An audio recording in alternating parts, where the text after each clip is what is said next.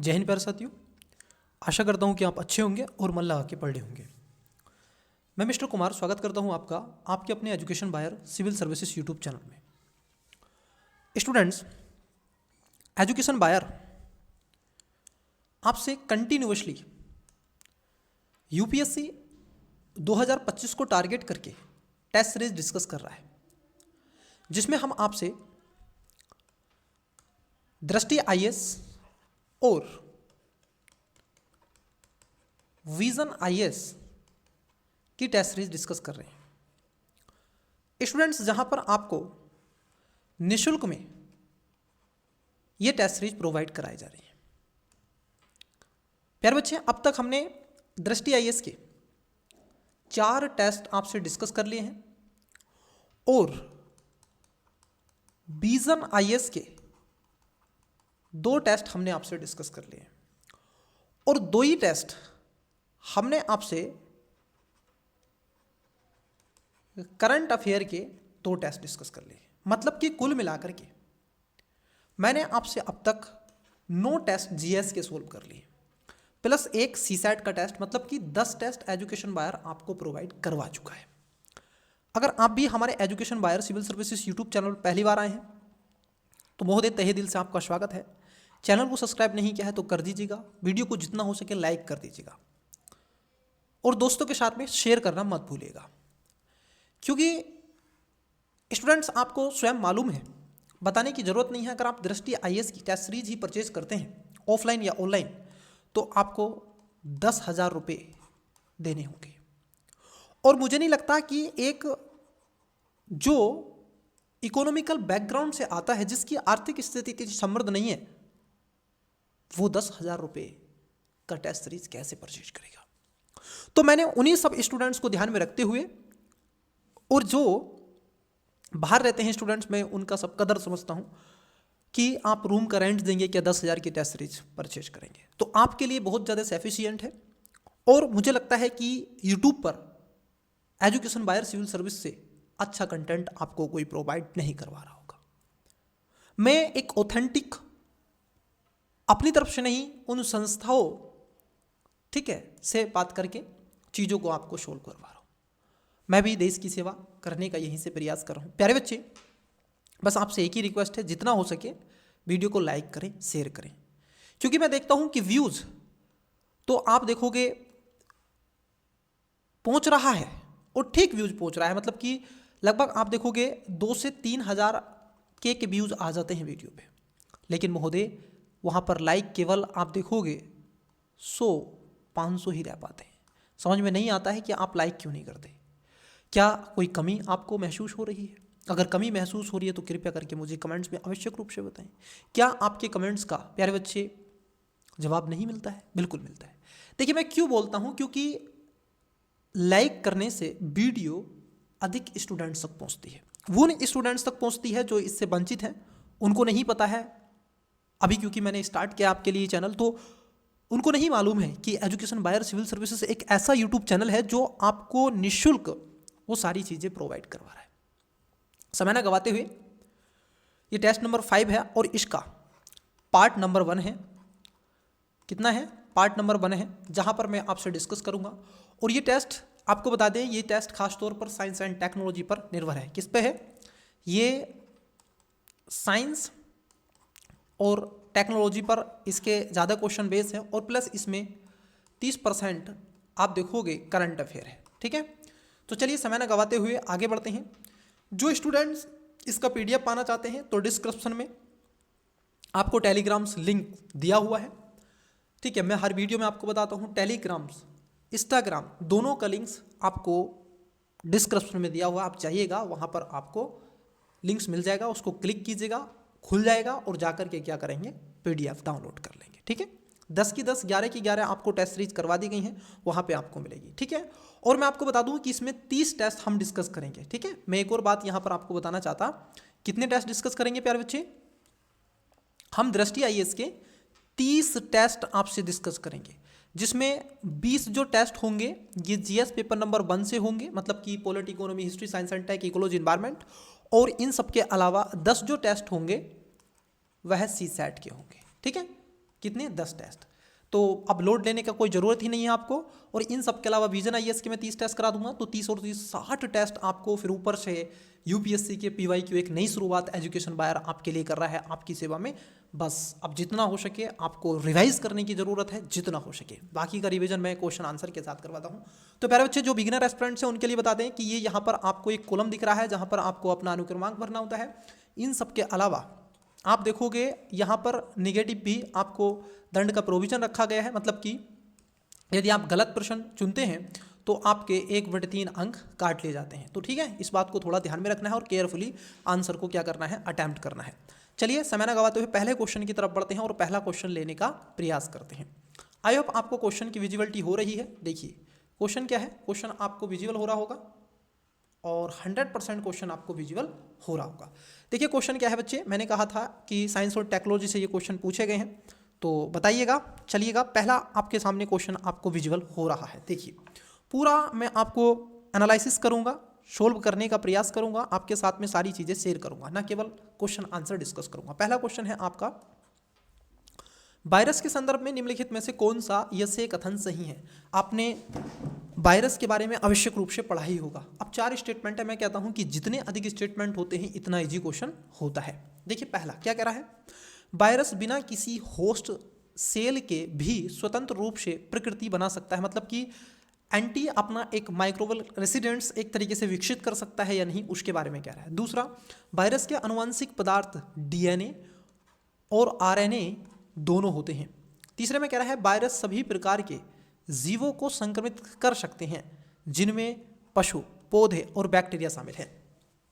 Antibiotics virus संक्रमण में प्रभावी उपचार है। नीचे दिए कूट का प्रयोग कर सही उत्तर चुनिए। ऑप्शन नंबर ए केवल 1 और 2, बी केवल 3, सी 2 और 4 और डी 3 और 4। वीडियो को पोस्ट करें, करेक्ट आंसर बताने का प्रयास करें।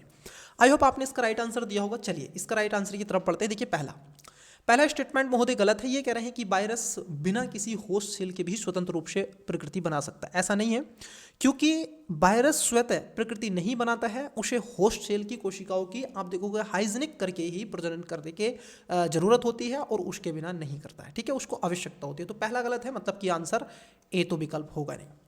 दूसरा भी गलत है, क्योंकि आप देखोगे यहाँ पर कह रहे हैं कि उसमें आनुवंशिक पदार्थ मतलब कि डीएनए और आरएनए दोनों होते हैं। ऐसा कदापि नहीं है। आपको बता दें कि इसके अंदर या तो डीएनए होगा या आरएनए होगा, लेकिन दोनों कभी भी एक साथ नहीं होते हैं। ठीक है, इसको थोड़ा सा ध्यान में रखना है। लेकिन मैं आपको एक और बात बता दूं, यहाँ पर ये स्टेटमेंट अकॉर्डिंग टू मी ये बिल्कुल करेक्ट होना चाहिए, क्योंकि इन्होंने देखो बहुत अच्छे से शुद्ध में लिखा है।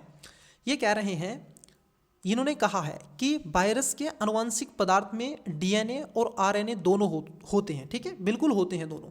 लेकिन ये इसको और करेक्ट करना था, इनको गलत बनाने के लिए 7 शब्द और लिखना था। दोनों एक साथ होते हैं ये लिखना था, तो क्वेश्चन बहुत गलत हो जाता है ये। ठीक है, क्लियर होता। लेकिन इस समय बच्चा कंफ्यूज रहेगा। दोनों होते हैं, आरएनए भी होता है, डीएनए होता है, ये बात ठीक है, लेकिन दोनों साथ नहीं होते हैं। ठीक है, तो इसको आप गलत मान लेंगे। इट्स क्लियर है ना। तीसरा कह रहे हैं कि वायरस सभी प्रकार के, बिल्कुल ये आप देखोगे, ये पशु हो, पौधे हो और बैक्टीरिया हो, इन तीनों को क्या करते हैं, ये आप देखोगे प्रभावित करते हैं। और यहाँ पर चौथा स्टेटमेंट कदापि सही नहीं है, क्योंकि ये कह रहे हैं एंटीबायोटिक्स वायरल संक्रमण में प्रभावी उपचार है। ऐसा बिल्कुल नहीं है, क्योंकि एंटीबायोटिक्स जो आप देखोगे वायरस के खिलाफ अप्रभावी होता है। ये केवल जीवाणु संक्रमण के लिए ही प्रभावी होते हैं। एंटीवायरल दवाओं का, टीके का उपयोग वायरल रोगों के उपचार के लिए किया जाता है। तो चौथा भी इसमें गलत है। तो आप देखोगे केवल 3 इसमें सही है। राइट आंसर होना चाहिए था ऑप्शन नंबर, आप देखोगे बी इसका करेक्ट आंसर हो जाएगा। चलिए अगले क्वेश्चन की तरफ बढ़ते हैं। नेक्स्ट बताइएगा अगला क्वेश्चन क्या है। देखिए क्वेश्चन नंबर 2, एक माली ने देखा कि बगीचे में खरपतवारों पर नमक के छिड़काव के बाद खरपतवार मुरझा जाते हैं और अंततः उनकी मृत्यु हो जाती है। निम्नलिखित में से कौन सी प्रक्रिया इस अवलोकन की व्याख्या करती है। ऑप्शन नंबर 1, खरपतवार कोशिकाओं में नमक का प्रसार संरचनात्मक विघटन उत्पन्न करता है। बी, हाइपरटोनिक वातावरण के कारण खरपतवार कोशिकाओं से जल निकलने के कारण परासरण है। नंबर 3 है कि खरपतवार कोशिकाओं में नमक का क्षैक्रिय परिवहन जिससे निर्जलीकरण होता है। चौथे में कह रहे हैं डी में कि उत्क्रमण परासरण से जल खरपतवारों में चला जाता है, अंततः वे सड़ जाते हैं। तो वीडियो को पोस्ट करें, करेक्ट आंसर बताने का प्रयास करें कि इसकी व्याख्या क्या हो सकती है। आइए, आई होप आपने इसका राइट आंसर दिया होगा, मैं आपसे ये अपेक्षाएं करता हूँ। और कई स्टूडेंट्स देते हैं, जैसे अमिता यादव हैं, एक आप देखोगे गोलू यादव हैं, वो भी आंसर देते हैं। और इन सब के अलावा दीक्षा, ठीक है, वो भी बहुत अच्छे से आंसर, रूबी पवार करके बहुत स्टूडेंट्स हैं, अंजलि, कई ऐसे स्टूडेंट्स हैं जो मैं उनका नाम, ठीक है, जान गया हूँ, क्योंकि मैंने उनके कमेंट्स देखे हैं, डेली बेसिस पे मैं कमेंट्स देखता हूँ, तो बड़े अच्छे से वो एक्सप्लेन करते हैं। ठीक है, चलिए लास्ट क्वेश्चन में मैंने पूछा था कि G20 को लेकर के, G7 को लेकर के कई बच्चों ने बड़े अच्छे से उसमें बताया है। ऑल द बेस्ट बच्चे, ऐसे ही पढ़ते रहिएगा। चलिए देखिए दूसरा क्वेश्चन क्या है, इसका हम देख लेते हैं। देखिए जो आपका जैसे ये चीज़ के बारे में देखें तो यहाँ पर बी इसका राइट आंसर हो जाएगा, क्योंकि हाइपरटोनिक्स वातावरण के कारण खरपतवार कोशिकाओं से जल निकलने के कारण परासरण होता है। क्योंकि आपको ये भी पता है कि इससे सांद्रता अधिक हो जाती है, और उन सब के अलावा खरपतवार कोशिकाओं में जल कोशिकाएं झिल्ली के माध्यम से आसपास के क्षेत्र में क्या होती है, नमक की सांद्रता के परासरण के माध्यम से ही चलता जाता है। तो इससे जल की इसी कमी के कारण खरपतवारों में निर्जलीकरण की, आप देखोगे, मुरझाने की समस्या इसमें पैदा हो जाती है। तो इसमें राइट आंसर क्या हो जाएगा, बी इसका करेक्ट आंसर हो जाएगा। चलिए अगला क्वेश्चन देखते हैं। क्वेश्चन नंबर है आपका 3। आइए 3 नंबर देखते हैं बच्चे, क्या क्वेश्चन है। देखिए क्वेश्चन आपको विजुअल हो रहा है। निम्नलिखित कथनों पर विचार कीजिए। अब यहां पर पूछ रहा है, 3 स्टेटमेंट है। पहला, अधिकांश सरीसृप असमतापी होते हैं। मतलब कि देखो, असमतापी का मतलब है कि जैसे सर्दी हो रही है तो अपने शरीर का जो टेम्परेचर है वो चेंज कर देंगे। It's clear. दूसरे में है कुछ स्तनधारी अंड प्रजक होते हैं। और तीसरा है कि अधिकांश उभयचर शीत निष्क्रियता में रहते हैं। उपयुक्त में से कितने कथन सही हैं। देखो यहाँ पर पेयर वाला क्वेश्चन है। प्यारे बच्चे, ऐसे क्वेश्चन को तभी अटेम्प्ट ले जब आपको आमतौर पर पता हो। ठीक है, केवल एक, बी केवल 2, सी सभी 3 और डी कोई नहीं। इसमें तुक्का काम नहीं करता, मैं फिर से बोल रहा हूं, इसमें तुक्का ना लगाएं। अगर आप तुक्का लगाकर इस पे पैटर्न पे जीवित हैं तो मुझे लगता है आप बहुत बड़ी भूल कर रहे हैं। जितना हो सके कॉन्सेप्ट को समझें, जितना हो सके रिवाइज करें, जितना हो सके मेहनत करें, बट तुक्के पे विश्वास ना करें। मैं आपको बता रहा हूँ, तुक्के पे जब विश्वास करना चाहिए तब आपकी मेहनत तुक्के के लेवल की होनी चाहिए, कि हाँ अब मैं तुक्का भी लगाऊंगा तो सही जाएगा, अन्यथा उसमें तुक्का ना लगाएं, बिल्कुल पता ना हो। देखिए ये एक बिहेवियर पर क्वेश्चन पूछा गया, एनिमल्स के बिहेवियर पर। ऐसा लास्ट ईयर्स भी 2024 में भी यूपीएससी ने क्वेश्चन पूछा था, जो आप देखोगे एक तरीके से जो रात्रिचर होते हैं, नॉर्डिक होते हैं, या फिर दिन में चरते हैं, ठीक है, ऐसा। तो बिल्ली के ऊपर वो क्वेश्चन आया था, ऐसे कई, जैसे गिलहरी के ऊपर भी उसके बिहेवियर क्वेश्चन पूछा गया। तो कई बार क्वेश्चन ऐसे बनते हैं। देखो पहला स्टेटमेंट एकदम सही है कि अधिकांश जो सरीसृप हैं वो असमतापी होते हैं, मतलब कि अपना तापमान नहीं बदलते हैं। आप देखोगे ह्यूमन, जैसे मानव को देखो, आपको देखो, जो आप अभी क्लास को सुन रहे हैं, क्या आप अपनी बॉडी का टेम्परेचर बदल लेते हैं? नहीं ना, आप नहीं बदलते। अब गर्मी आपको लगती है तो गर्मी लगने लगती है, जब आपके यहाँ पर विंटर आता है तो ठंड लगने लगती है। आप ऐसा तो नहीं कि अपनी बॉडी को उसके अनुकूल कर दें। जबकि आप सरीसृप को देखें, जैसे सांप को देखें, ठीक है, सर्प को देखें, तो अगर आप सांप की बात करते हैं तो सांप क्या है, असमतापी है। वो तापमान को देखो, जैसे सर्दी पड़ेगी तो वो सर्दी हो जाएगा और ठंडा हो जाएगा, अपनी बॉडी का टेम्परेचर भी ऐसे ही कर लेगा। उनका ब्लड गर्म नहीं होता, उनका ब्लड ठंडा होगा, वो ऐसे ही कर लेंगे। तो सर्दी में आपने देखोगा सांप अधिकतर रोड पे आपको मिलते हैं ऐसे, ठीक है, मर जाते हैं बेचारे। तो वो सारी चीज़ें हैं। दूसरा भी इसमें सही है, कुछ स्तनधारी अंडक प्रजक होते हैं, मतलब कि अंडे देते हैं। जैसे चमगादड़ है, चमगादड़ क्या करता है, बच्चे देता है कि अंडे। लेकिन कुछ ऐसे हैं जो अंडे आपको देते हैं। ठीक है, ये आपको क्या होगा, एकदम बिल्कुल क्लियर आपको यहाँ पर हो जाएगा। ठीक है, आप देखोगे, जैसे आप देखोगे प्लेटिप्स होता है, एक्डिना होता है, स्पाइसनी एंटीरियर होता है। अंडक प्रजक स्तनधारियों की 2 प्रसिद्ध होते हैं, और अधिकांश स्तनधारी जीवित बच्चे ही को ही जन्म देते हैं, लेकिन कुछ ऐसे अंडे भी देते हैं, जिसमें प्लेटिप्स और एक्डिना। ठीक है, 2 को ध्यान में रखेंगे। तीसरा भी इसमें सही है कि अधिकांश उभयचर शीत निष्क्रियता में रहते हैं, मतलब कि आप देखोगे ज़्यादातर शीत में रहना, विषम तापी कशेरुकियों में रहना कम से कम वो पसंद करते हैं। ठीक है, शीत निष्क्रियता कम, आप देखोगे चयनापन गतिविधियों से निष्क्रिय और एक अवस्था है जो कि जानवरों को शीत की अवधि में जीवित रहने की अनुमति देती है। जब भोजन और अन्य संसाधन दुर्बल होते हैं तो वह शीत को सहने के लिए एक जीवंत रहने की भी रणनीति आप देखोगे कर लेते हैं। जैसे मैं आपको इसका उदाहरण दे दूं, जैसे आपने पोलर भालू देखा होगा। क्या देखा होगा, भालू देखा है ना, जो पोलर भालू है, ठीक है, पोलर भालू देखे हैं क्या नहीं। तो वो क्या करते हैं, जब शीत होता है तो वो क्या कर लेते हैं, आप देखोगे वो जाकर के बर्फ के अंदर बैठ जाता है और 6 महीने तक आराम से मस्त रहता है। तो वहाँ पे उस पर चर्बी होती है, बहुत ज़्यादा फैट होता है, तो फैट उसको क्या करता रहता है, क्योंकि बदल जाता है, ह्यूमन का सिस्टम है तो उसका भी सिस्टम है, तो वो क्या बदल जाता है, उसको एनर्जी मिलती रहती है। तो इसका आंसर तीनों सही है, मतलब कि सी इसका करेक्ट आंसर आ जाएगा। चलिए अगले क्वेश्चन की तरफ बढ़ते हैं, नेक्स्ट क्वेश्चन लेते हैं। देखिए क्वेश्चन क्या है, क्वेश्चन नंबर 4 को जरा समझिए। आइए देखिए, ये कह रहे हैं निम्नलिखित में से कौन सा एक डीएनए और आरएनए के बीच अंतर को सर्वोत्तम रूप से वर्णित करता है। आपने आरएनए पढ़ा होगा, डीएनए पढ़ा होगा, ठीक है, नहीं पढ़ा है तो अब पढ़ लीजिएगा। देखिए पहला है डीएनए एक द्विरज्जुक संरचना होती है, जबकि आरएनए एकल रज्जुक संरचना होती है। बिल्कुल पहली वाली बात एकदम सही है। जब आप डीएनए की सेल आप बनाते हैं तो इस तरीके से बनाते हैं, है कि नहीं, बनाते हैं कि नहीं बताइए। एटीजीटी, गुआनिन, साइटोसिन, थायमिन, ये बनाते हैं कि नहीं बनाते, आपने पढ़ा है कि नहीं बताइएगा। तो आप देखोगे 2 स्तर पे होती है और आरएनए सिंगल होता है, ठीक है, ये वाली बात क्या हो जाती है आपकी सही है। तो पहला स्टेटमेंट क्या हो जाएगा, इसमें आपका सही हो जाएगा। वहीं दूसरे स्टेटमेंट को देखो, दूसरे स्टेटमेंट क्या कह रहा है, ये कह रहे हैं कि डीएनए में शर्करा डीऑक्सीराइबो होती है और जबकि आरएनए में राइबो शर्करा होती है, ये भी बात ठीक है। तीसरा है कि डीएनए में नाइट्रोजनीकृत क्षार यूरेलिस होता है जबकि आरएनए में थायमिन। नहीं, इन्होंने गलत कर दिया। देखो डीएनए में आप देखोगे, डीएनए के अंदर जो होता है, अगर आप करें इस बात को, तो डीएनए में नाइट्रोजन के क्षार के रूप में थायमिन होता है, जबकि आरएनए में थायमिन के स्थान पर यूरेलिल होता है। ठीक है, आपने पढ़ा है नहीं, एडेनिन, गुआनिन, थायमिन पढ़ते हैं क्या नहीं, ACGT। तो वो इसका उल्टा है, ये जो थायमिन होता है ये आपका डीएनए में होता है और ये जो आपका यूरेलिल होता है ये आपका आरएनए में होता है। तो तीसरा गलत है। अब देखो यहाँ पर तीसरा आपको गलत मिल गया, तो तीसरा गलत है, तो आंसर सी नहीं होगा, आंसर डी नहीं होगा, आंसर बी नहीं होगा। अब देखो आपका आंसर हो गया ऑप्शन नंबर केवल 1, 2 और 4, मतलब कि राइट आंसर तो ऑप्शन नंबर ए होगा। चौथा भी इसमें सही है, चौथा भी क्या है आपका एकदम करेक्ट है कि डीएनए मुख्य रूप से आनुवंशिक जानकारी के भंडारण में शामिल होता है और जबकि आरएनए मुख्य रूप से प्रोटीन संश्लेषण में आप देखोगे संलग्न होता है। ये बात एकदम क्या हो जाएगी आपकी ठीक हो जाएगी। यहाँ पर चीज़ें आपको समझ में आ गई होंगी, क्योंकि आरएनए में नाइट्रोजन के क्षार में एडेनिन, गुआनिन, साइटोसिन और आप देखोगे आरएनए के अंदर क्या होता है, यूरेलिन होता है।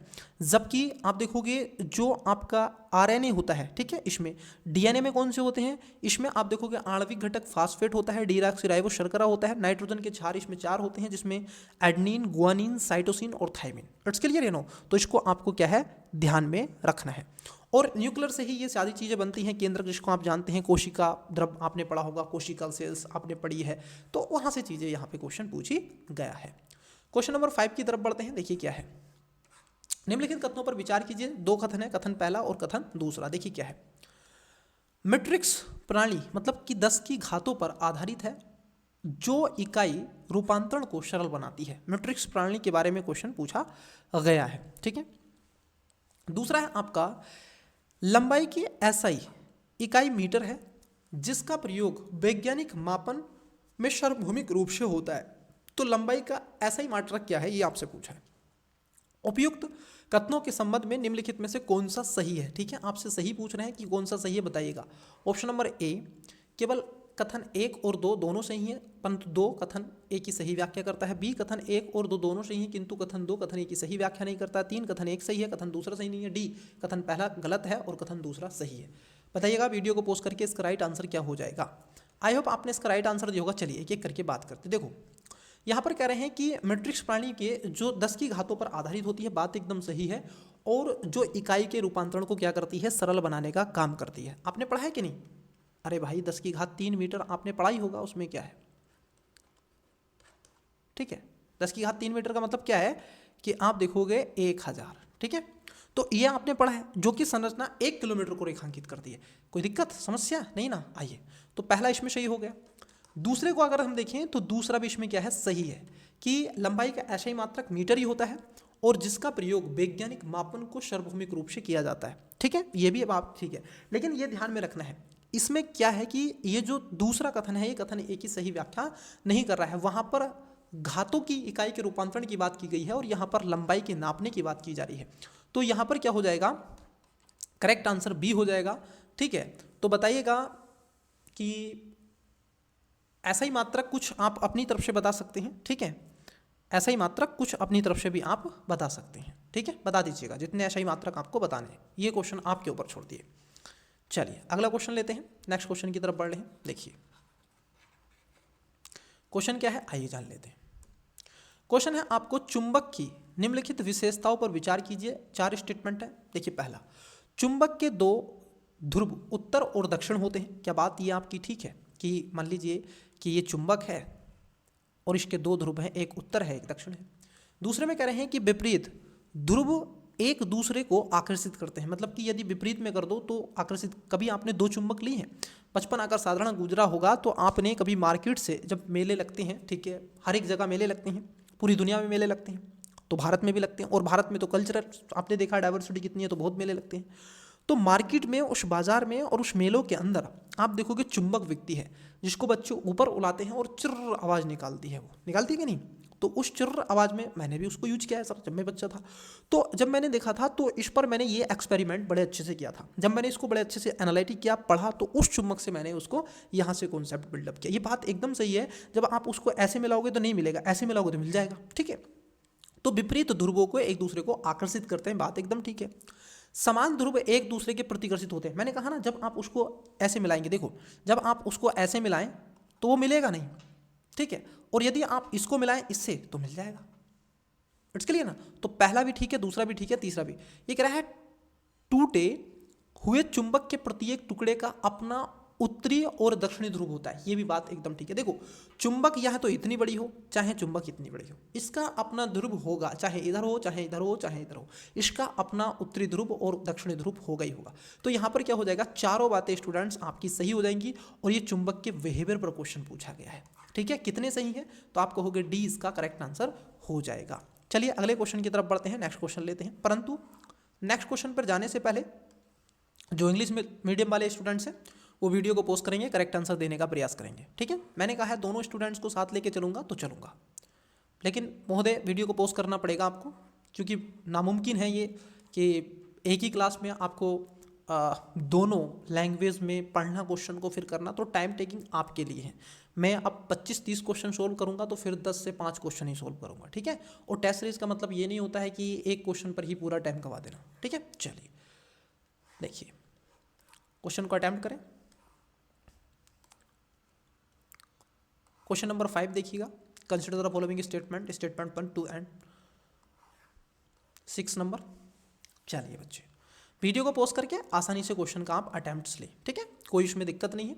आइए क्वेश्चन ले लेते हैं नेक्स्ट, और क्वेश्चन है 7 नंबर। देखिए बच्चे क्या है क्वेश्चन। आई होप आपको क्वेश्चन विजुअल हो रहा है और मेरी आवाज़ भी आपको ऑडिबल हो रही है।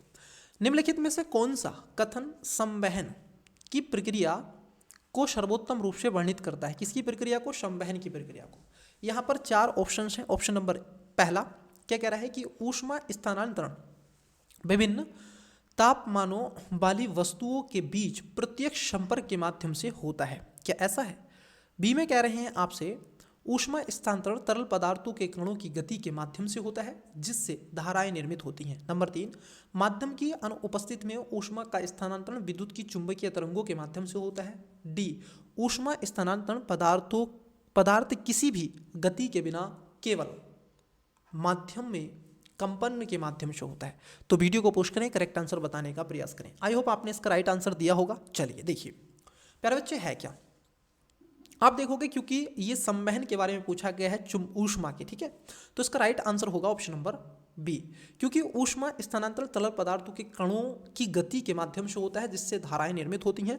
और मैं आपको बता दूं कि इसी से तरल में गैस होता है, और जो कि किसी तरल पदार्थ को गर्म किया जाता है तो तरल पदार्थ का गर्म क्या हो जाता है, आप देखोगे घनत्व कैसा हो जाता है, कम हो जाता है। किसी भी तरल पदार्थ को आप गर्म कर लो तो उसका घनत्व क्या हो जाएगा, कम हो जाएगा, क्योंकि पिघल जाएगा और भाग ऊपर उठता है, जबकि ठंडा अधिक घनत्व होता है और नीचे जाता है। संवहन में आप देखोगे धाराएं भी उसी तरीके से बनती हैं। इस प्रक्रिया में समुद्र पवने और जल उबलने जैसी प्रक्रियाओं का लिए जिम्मेदार होता है, ये ध्यान में आपको रखना है। वहीं चलन के विपरीत भी, जिसमें प्रत्यक्ष रूप से संपर्क शामिल होता है, या फिर विकिरण जिसमें विद्युत चुंबकीय तरंगे के माध्यम से ऊष्मा स्थानांतरित होती रहती है, जबकि संवहन और ऊष्मा स्थानांतरण के लिए विशेष रूप से तरल कणों की अधिक मात्रा में गति के लिए आवश्यक होती है। तो ये बात आपको ध्यान में रहेगी, ठीक है। जो धाराएं होती हैं, धाराएं मतलब कि जो पवनें होती हैं, हवा। नेक्स्ट क्वेश्चन लेते हैं। क्वेश्चन नंबर है आपका 8 नंबर। आइए देख लेते हैं। पहले क्वेश्चन देखेंगे, फिर उसके बाद में स्टेटमेंट को देखेंगे। देखिए क्वेश्चन क्या है। यहाँ पर आपसे जो क्वेश्चन पूछा जा रहा है ये है प्रकाश की विशेषताएं। हेलो, पहुंच गया? चल तो मैं क्लास रिकॉर्ड कर रहा हूँ, बाद में करूँगा।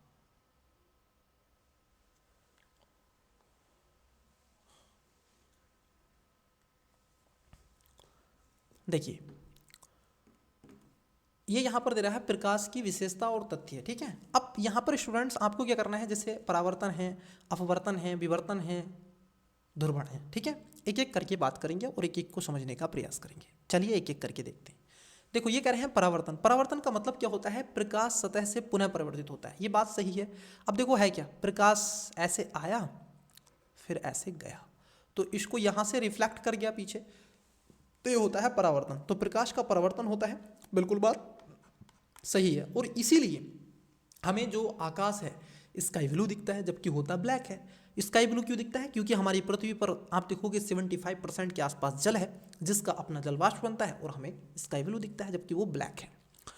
वहीं अगर हम देखें दूसरे स्टेटमेंट को, दूसरा क्या कह रहा है कि अपवर्तन। अपवर्तन का मतलब है कि प्रकाश जब किसी भिन्न माध्यम में प्रवेश करता है तो वह परावर्तित हो जाता है। ये बात एकदम सही है, इसमें कोई दोहराग्रह नहीं है। क्योंकि आप देखोगे अपवर्तन प्रकाश के एक माध्यम से दूसरे माध्यम, जैसे वायु से जल में जाने पर मुड़ जाता है। आपने कभी देखा है, आपने अपने जीवन में ये तथ्य तो देखा होगा, जब आप फिजिक्स पढ़ते होंगे तो वहाँ पर इस तरीके से टीचर एक पेन डाल के आपको दिखाते होंगे, फिर कहते होंगे देखो अब इस शीशे के गिलास में आपको किस तरीके से ये टेढ़ा दिखाई दे रहा है, जबकि टेढ़ा नहीं होता है, वो सीधा ही होता है। इट्स क्लियर है ना, आपको टेढ़ा दिखाई देगा। क्यों? क्योंकि वो बदल जाता है। इट्स क्लियर है। तो दूसरा भी स्टेटमेंट क्या है, सही है। तीसरे स्टेटमेंट को देखें, विवर्तन। विवर्तन का मतलब क्या है कि प्रकाश दो पथों में विभाजित हो जाता है। महोदय नहीं, विवर्तन में प्रकाश दो पथों में नहीं, बल्कि आप देखोगे प्रकाश के पथ में रखी पारदर्शी वस्तुएं अत्यंत छोटी, तो प्रकाश सरल रेखा में जाने पर बजाय इसके किनारों पर मुड़ने की प्रवृत्ति को दर्शाता है। इस प्रभाव को प्रकाश का विवर्तन कहते हैं, ना कि विभाजित होना। इट्स क्लियर है। अगर चौथे की बात कर लें तो चौथा यहां पर आपका सही हो जाएगा कि ध्रुवण का मतलब होता है प्रकाश तरंगे एक विशिष्ट दिशा में संरेखित हो जाती है। तो यहां पर आपसे कितने सही हैं, 1, 2 और 4 ठीक है। मतलब कि आप देखोगे इसमें पूछा गया है कितने युग्म सही हैं, ठीक है, कितने युग्म सुमेलित है। मैच द फॉलोइंग वाला था, केवल 1, बी केवल 2, सी सभी 3 और डी 4। देखो यहाँ पर क्या है, केवल 3 इसमें सही है। मतलब कि आपका पहला, दूसरा, चौथा इसमें राइट हो जाएगा। आपका क्या है, तीसरा गलत है। चलिए अगले क्वेश्चन की तरफ बढ़ते हैं। क्वेश्चन है आपका 9 नंबर। क्वेश्चन में क्या पूछ रहे हैं, देखिए क्वेश्चन में पूछा जा रहा है, आई होप आपको क्वेश्चन विजुअल तो हो ही रहा है। देखिए क्वेश्चन है 9वां, ध्वनि के निम्नलिखित अनुप्रयोगों पर विचार कीजिए। मतलब कि जो ध्वनि होती है उसके बारे में आपसे क्वेश्चन पूछा जा रहा है और उसके प्रयोगों पर क्वेश्चन पूछ रहे हैं, ठीक है। पहले में देके रखा है आपसे इकोलेशन, दूसरे में है सोनार प्रौद्योगिकी, तीसरे में है अल्ट्रासाउंड इमेजिंग और चौथे में है लेजर प्रौद्योगिकी, ठीक है। और ये कह रहे हैं हाल ही के वर्षों में उपयुक्त में से किसका उपयोग मेडिकल इमेजिंग और नेविगेशन में किया गया है। ऑप्शन नंबर ए केवल 1, 2 और 3, बी केवल 2, 3, सी केवल 1, 3 और डी 3, 4। बताइएगा वीडियो को पोस्ट करके करेक्ट आंसर क्या हो जाएगा। एक व्यावहारिक क्वेश्चन है और बड़ा अच्छा क्वेश्चन है ये सर। देखिए आइए एक एक करके बात करते हैं। देखो पहला, इकोलेशन क्या है सर। ये इकोलेशन, इसमें खासतौर पर जैसे चमगादड़ और डॉल्फिन जैसे जीवों के नेविगेशन के लिए इसको खासतौर पर इस्तेमाल किया जाता है। जैसे चमगादड़ उड़ के जाती है, डॉल्फिन है, ठीक है, तो वो क्या है, तरंगे छोड़ती हैं। अब उसको क्या कर लेते हैं हम, इकोलेशन के माध्यम से उनके क्या कर लेते हैं, उसके नेविगेशन कर लेते हैं, उनकी ध्वनि तरंगों को परिवर्तित करके आप उसको समझ लेते हैं। इट्स क्लियर है ना, तो इसका इस्तेमाल किया जाता है। दूसरा है सोनार। सोनार से हम क्या करते हैं, जैसे आपने देखा होगा पनडुब्बी में, समुद्री नेविगेशन में खासतौर पर सोनार का उपयोग होता है। ये भी ध्वनि नेविगेशन में एक तरीके से क्या करता है, रेंजिंग के रूप में काम करता है, तो ये भी ठीक है। उसके बाद है अल्ट्रासाउंड। अगर आप अल्ट्रासाउंड की बात करें, देखिए जीवन में कई बार किसी ना किसी, ये नॉर्मल सी चीज़ है, इसको सीरियस न लें, किसी न किसी के परिवार में, लगभग सभी के परिवारों में किसी न किसी का अगर व्यक्ति सदस्य हैं, ठीक है, परिवार का मतलब ही सदस्य होते हैं उसमें, ठीक है, तो उनका अल्ट्रासाउंड 1-2 बार तो होता ही है। किसी ना किसी आपके फैमिली में, परिवार में जिसको आप जानते होंगे, ठीक है। आपका भी हुआ बाय द वे, मेरा तो हुआ है भाई, मुझे तो मालूम है। तो उसमें भी क्या है, एक इसका नेविगेशन का, इमेजिंग का प्रयोग होता है। ये बात एकदम क्या है आपकी ठीक है। वहीं पर आप देखोगे लेज़र, देखो लेज़र में ऐसा नहीं होता है। लेज़र क्या है महोदय, इसको जरा समझना। ये एक तरीके से उत्सर्जन द्वारा प्रकाश, आप देखोगे प्रवर्धन, मतलब कि लेज़र ध्वनि विशेषताओं से संबंधित नहीं है। ये इसका उपयोग जैव चिकित्सा, दंत चिकित्सा के अनुप्रयोग में व्यापक हो सकता है, लेकिन ध्वनि प्रयोगों को समझने में इस क्षेत्र की क्रांति आई है, ठीक है। तो इसमें आप इसको नहीं कहेंगे, तो ये ध्यान में रखना है, ये लेज़र इसमें काम नहीं करता है। क्योंकि मेडिकल में आपसे पूछा गया है, तो नेविगेशन और इमेजिंग में आपसे पहला, दूसरा, तीसरा इसमें से होगा राइट आंसर। ऑप्शन नंबर क्या होगा, ए इसका राइट आंसर हो जाएगा। चलिए अगले क्वेश्चन की तरफ बढ़ते हैं, नेक्स्ट क्वेश्चन लेते हैं। आइए, क्वेश्चन है आपका 10 नंबर। क्वेश्चन को पढ़िएगा, राइट आंसर देने का प्रयास कीजिएगा। क्वेश्चन है आपका बलों, बल, बॉडी बिल्डर, बलों के संदर्भ में निम्नलिखित कथनों में से कौन सा या शेष सही है, ठीक है। अब देखो यहाँ पर न्यूटन का नियम आपने सबने पढ़ा होगा, हर कोई पढ़ के आता है, बस वही जो ह्यूमैनिटी के बच्चे होते हैं इंटर में वो नहीं पढ़ते हैं, लेकिन हाई स्कूल में तो सभी पढ़ते हैं आई थिंक, ठीक है। देखिए, गुरुत्वाकर्षण बल केवल पृथ्वी का गुण है, मतलब कि क्या गुरुत्वाकर्षण बल आपको केवल अर्थ पर ही दिखाई देता है, या फिर चंद्रमा का भी है, ध्रुव का भी है, या फिर आप देखोगे बुध का भी है, शुक्र का भी है, पृथ्वी का भी है, बृहस्पति का भी है, शनि का भी, शनि का, बृहस्पति का, अरुण वरुण का, इनके भी है भाई। ये तो आपको, आप देखोगे कई का मिलेगा, ठीक है। बल के लिए सदैव वस्तुओं के बीच प्रत्यक्ष संपर्क की आवश्यकता होती है। क्या ऐसा है कि आपको इसमें इसकी आवश्यकता होगी या नहीं होगी, क्या ऐसा है, ठीक है। देखो यहाँ पर दोनों वर्ड दे के रखे हैं, सदैव। अब नीचे दिए कूट का प्रयोग कर सही उत्तर चुने, एक, बी 2, सी दोनों और डी कोई नहीं। तो राइट आंसर क्या हो जाएगा, डी। अब इसमें समझाने की मुझे लगता है कोई ज़रूरत है नहीं, इसमें अप्रत्यक्ष तक भी ये आपको देखने के लिए मिलेगा, ना कि इसमें प्रत्यक्ष ये चीज़ें होती हैं। इट्स क्लियर है नो। क्योंकि गुरुत्वाकर्षण बल एक भौतिक संपर्क के बिना वस्तुओं के बीच में कार्य करता है, जैसे पृथ्वी वस्तुओं को नीचे खींच लेती है, चंद्रमा अपनी तरफ खींच लेता है, सभी का अपना होता है ना। चुंबकीय बल में जैसे आप देखोगे लोहा चुंबकीय वस्तु को अपनी दूरी पर कार्य करता रहता है। स्थिर वैद्युतिकीय में जैसे आवेशित वस्तुओं के बीच में बिना संपर्क के कार्य होता है। तो ये आपको पता होना चाहिए। इन्हें संपर्क विहीन बल भी कहा जाता है, जबकि घर्षण या तनाव जैसे बलों को शारीरिक संपर्क की आवश्यकता होती है और उन्हें संपर्क बल कहते हैं। इनमें कोई संपर्क बल नहीं कहेंगे, ठीक है। तो यहाँ पर क्या हो जाएगा, आपका डी राइट आंसर हो जाएगा। चलिए अगले क्वेश्चन की तरफ बढ़ते हैं, नेक्स्ट क्वेश्चन लेते हैं। आइए देखिए क्वेश्चन क्या है, पढ़िएगा। ऊर्जा के प्रकार के संदर्भ में निम्नलिखित जारी विचार पर, देखिए इस पर आपको बताना है कि ऊर्जा के प्रकार हैं और उदाहरण हैं। जैसे ऊर्जा के प्रकार हैं और उदाहरण आपको देखे रखें, वीडियो को पोस्ट करें, करेक्ट आंसर देने का प्रयास करें।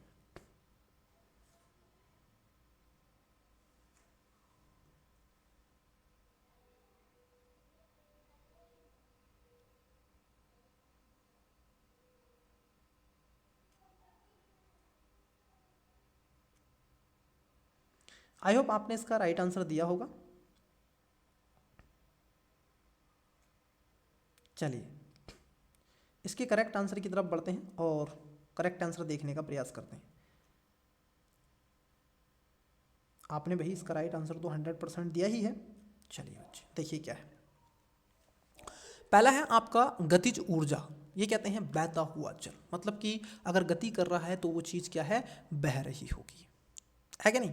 तो पहला वाला स्टेटमेंट तो सही है। देखो गतिज ऊर्जा का मतलब है कि एक चीज़ चल रही है, रुड़क रही है, बह रही है, रुकी हुई नहीं है, तो गति कर रही है, पहला एकदम ठीक है। दूसरा है स्थिर ऊर्जा, मतलब कि स्प्रिंग में खिंचाव, अगर स्प्रिंग में खिंचाव होगा क्या वो स्थिर होगी, बिल्कुल सही बात है। रासायनिक ऊर्जा, तार में विद्युत धारा, अगर मान लीजिए तार में विद्युत धारा में आपका संपर्क हो रहा है तो क्या रासायनिक ऊर्जा होगी या नहीं, नहीं महोदय। देखो रासायनिक ऊर्जा में एक तरीके से रासायनिक प्रक्रिया के दौरान आमतौर पर ऊष्मा में जो उत्सर्जित होती है उस तरह को हम उस ऊर्जा को ही क्या कहते हैं, रासायनिक ऊर्जा कहते हैं। जैसे मैं आपको बताऊं, देखो जो आपका कैंडल है, मोमबत्ती जिसको हम बोलते हैं, ये एक कैंडल हमने ले लिया, ठीक है। अब देखो ये आपको क्या है, एक भौतिक वस्तु दिखाई दे रही है, ठीक है। अब मान लीजिए कैंडल को हमने जलाना शुरू किया तो कैंडल आप देखोगे क्या बनेगी, रासायनिक प्रक्रिया में पिघल जाएगी, एक क्रिया हो रही है, पिघल गई। अब ये वायु बन के ऊपर चली जाएगी, धुआं बन के यहाँ से, भौतिक से, ठीक है। तो इसमें तीनों का उदाहरण आपको मिलता है सर, इसमें प्रोसेस होता है। ठीक है, तो आपका जो तीसरा है वो तो गलत हो गया कि ऐसा नहीं है। ऊष्मीय ऊर्जा, इसमें टेलीफोन का बजना, अगर टेलीफोन मान लीजिए बज रहा है तो उसको ऊष्मीय ऊर्जा कहेंगे? नहीं ना, ऊष्मा मतलब ताप दे रहा है क्या? टेलीफोन अगर आप देखोगे ऐसा है क्या, वो तो वाइब्रेशन कर रहा है ना, उसमें ऊष्मा आपको नहीं मिल रही है। इट्स क्लियर है ना? तो यहाँ पर क्या हो जाएगा, आप देखोगे चौथा भी आपका गलत हो जाएगा। उपयुक्त युगों में से दी गई जानकारी सही सुमेलित है, मतलब कि आपसे राइट पूछ रहा है तो आप देखोगे कौन कौन सी सही है, तो इसमें आप कहोगे सर पहला इसमें ठीक है, केवल 1 और 2। ठीक है, चलिए अगले क्वेश्चन की तरफ बढ़ते हैं, नेक्स्ट क्वेश्चन लेते हैं। आइए, अभी मैं आपसे बात कर रहा था और इनका मैंने जिक्र भी आपसे किया था, ऑप्शंस बाद में देखेंगे, पहले क्वेश्चन को समझेंगे। देखिए, विभिन्न वातावरणों में निम्नलिखित गुरुत्वाकर्षण बलों पर विचार कीजिए। अभी मैंने आपको बताया था गुरुत्वाकर्षण बल के बारे में, कोई दिक्कत कोई समस्या आपको हो तो बताइएगा। देखिए, पहला है चंद्रमा, दूसरा है बृहस्पति, तीसरा है मंगल ग्रह, चौथा है सूर्य। उपर्युक्त खगोलीय पिंडों में से किसका गुरुत्वाकर्षण बल पृथ्वी की तुलना में कमजोर है, मतलब कि उससे कम है? तो बताइएगा किसका है सर, ये आपसे पूछा जा रहा है, बताने का प्रयास कीजिएगा किसका है। ऑप्शंस दिखा देता हूं। ऑप्शन नंबर ए केवल 1 और 4, बी केवल 2, 1 और 2, सी 1 और 3, डी 1, 3, 4। वीडियो को पोस्ट करें, करेक्ट आंसर बताएं किसका है, बताइएगा काम। देखिए, पहली बात तो हमें यह पता होना चाहिए कि सर आकार किसका छोटा है। देखो, जिसका आकार छोटा होगा, गुरुत्वाकर्षण बल डिपेंड करता है कि आपका साइज कितना है। यदि मान लीजिए पृथ्वी का साइज अगर आप देखें सूर्य से अधिक होता तो पृथ्वी का गुरुत्वाकर्षण बल भी क्या होता, सूर्य से प्यारे बच्चे अधिक ही होता। ठीक है, इट्स क्लियर है नो, सूर्य से अधिक ही होता। तो यहाँ पर क्या है, देखो बृहस्पति तो नहीं होगा, बृहस्पति तो बहुत बड़ा ग्रह है, और इसके अगर आप देखोगे बृहस्पति के इसकी बात कर ले, गुरुत्व फोर्स की बात कर ले तो 2.54 होता है। ठीक है, कितना होता है, 2.54 होता है। पृथ्वी का 1 है, पृथ्वी का कितना है, 1 है। बृहस्पति का कितना है, 2.54 है। मंगल ग्रह की बात कर लें तो मंगल ग्रह का कितना है, 0.38 जी है। ठीक है, ये जी है, 1 सेकेंड रुकिएगा, 1 सेकेंड रुकिएगा, कितना है, 0.38 जी है। वहीं सूर्य का अगर देखें तो सूर्य का बहुत है महोदय, सूर्य का सबसे ज़्यादा है, 28 जी है। और चंद्रमा का देखें तो चंद्रमा का तो भाई आप देखोगे 0.16 जी है। और पृथ्वी का अगर हम देखें, किसका, अर्थ का हम देखें तो अर्थ का है कितना, 1 जी। तो देखो यहां पर क्या है, तो सबसे आपसे पूछा है इससे कम, ठीक है, कमजोर है, किसका होगा, मंगल का होगा, चंद्रमा का होगा। बृहस्पति का क्यों होगा, बृहस्पति का 2 आप देखोगे 4-5 है, और सूर्य कितना, तो 1-3 इसमें राइट आंसर हो जाएगा।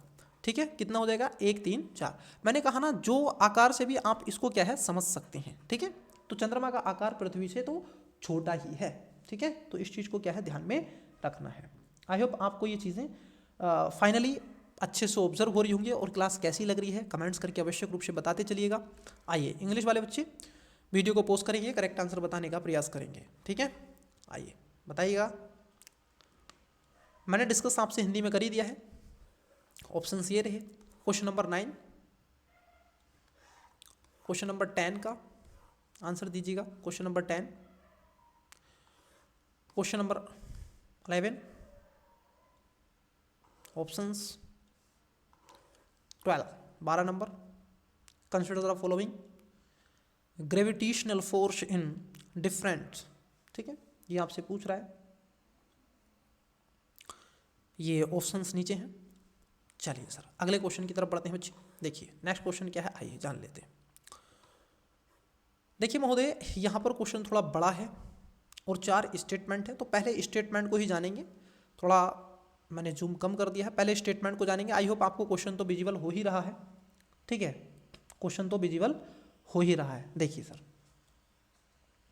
क्वेश्चन क्या है उसको जरा समझिएगा। देखिए ये कह रहे हैं आपसे, क्वेश्चन नंबर 13, न्यूटन के गति के नियमों के संदर्भ में निम्नलिखित कथनों पर विचार कीजिए।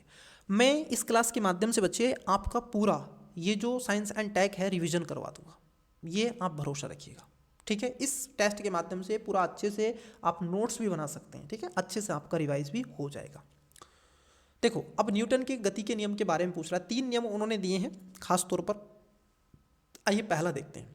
न्यूटन का प्रथम नियम के अनुसार प्रत्येक क्रिया के बराबर एवं विपरीत प्रतिक्रिया होती है।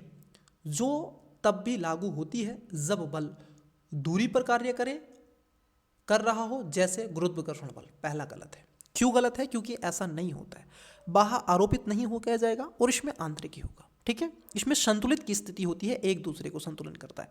आपने देखा होगा ना, जैसे क्रिया प्रतिक्रिया, आप यदि किसी पर वस्तु पर हाथ मारें तो आपका हाथ बैक होता है, उठता है। आप कभी भी फुल फोर्स करके अगर हाथ आप टेबल पे मारें या कहीं दीवार पे मारें तो आपका हाथ चिपक नहीं सकता, बैक जाएगा। ठीक है, बैक जाएगा। आप मान लीजिएगा जब किसी चीज़ पे मारिएगा गद्देदार हो तो आपका हाथ ऑटोमेटिकली आपसे रुकेगा नहीं, क्योंकि इतनी वो प्रतिक्रिया कर देगी। तो पहला तो हो गया गलत। आइए, जब पहला गलत हो गया तो ऑप्शंस की तरफ पढ़ते हैं। देखो, जब जैसे ही आपका पहला गलत हुआ तो आंसर तो आपका ए नहीं होगा, सी नहीं होगा, डी नहीं होगा, तो राइट आंसर तो आपका बी होगा। आंसर तो ऐसे निकल गया, लेकिन हमें पढ़ना भी है। देखिए, दूसरा स्टेटमेंट क्या है? न्यूटन का द्वितीय नियम, मतलब कि F बराबर एम ए प्रदान करता है, जहां F कुल बल है, m द्रव्यमान है तथा a त्वरण है, तथा यह निर्धारित करता है कि बल किस प्रकार की गति में परिवर्तन है। ये बिल्कुल बात सही है, क्योंकि इससे ही क्या होता है, बल की गति में परिवर्तन आता है, और इस बात से बिल्कुल मुकारा नहीं जा सकता। तीसरा स्टेटमेंट आप देखोगे, न्यूटन का तृतीय नियम के अनुसार जब तक किसी वस्तु पर कोई वह बल नहीं लगाया जाए वह स्थिर या फिर सीधी रेखा में एक समान रूप से गतिमान रहती है। ऐसा कदापि नहीं है।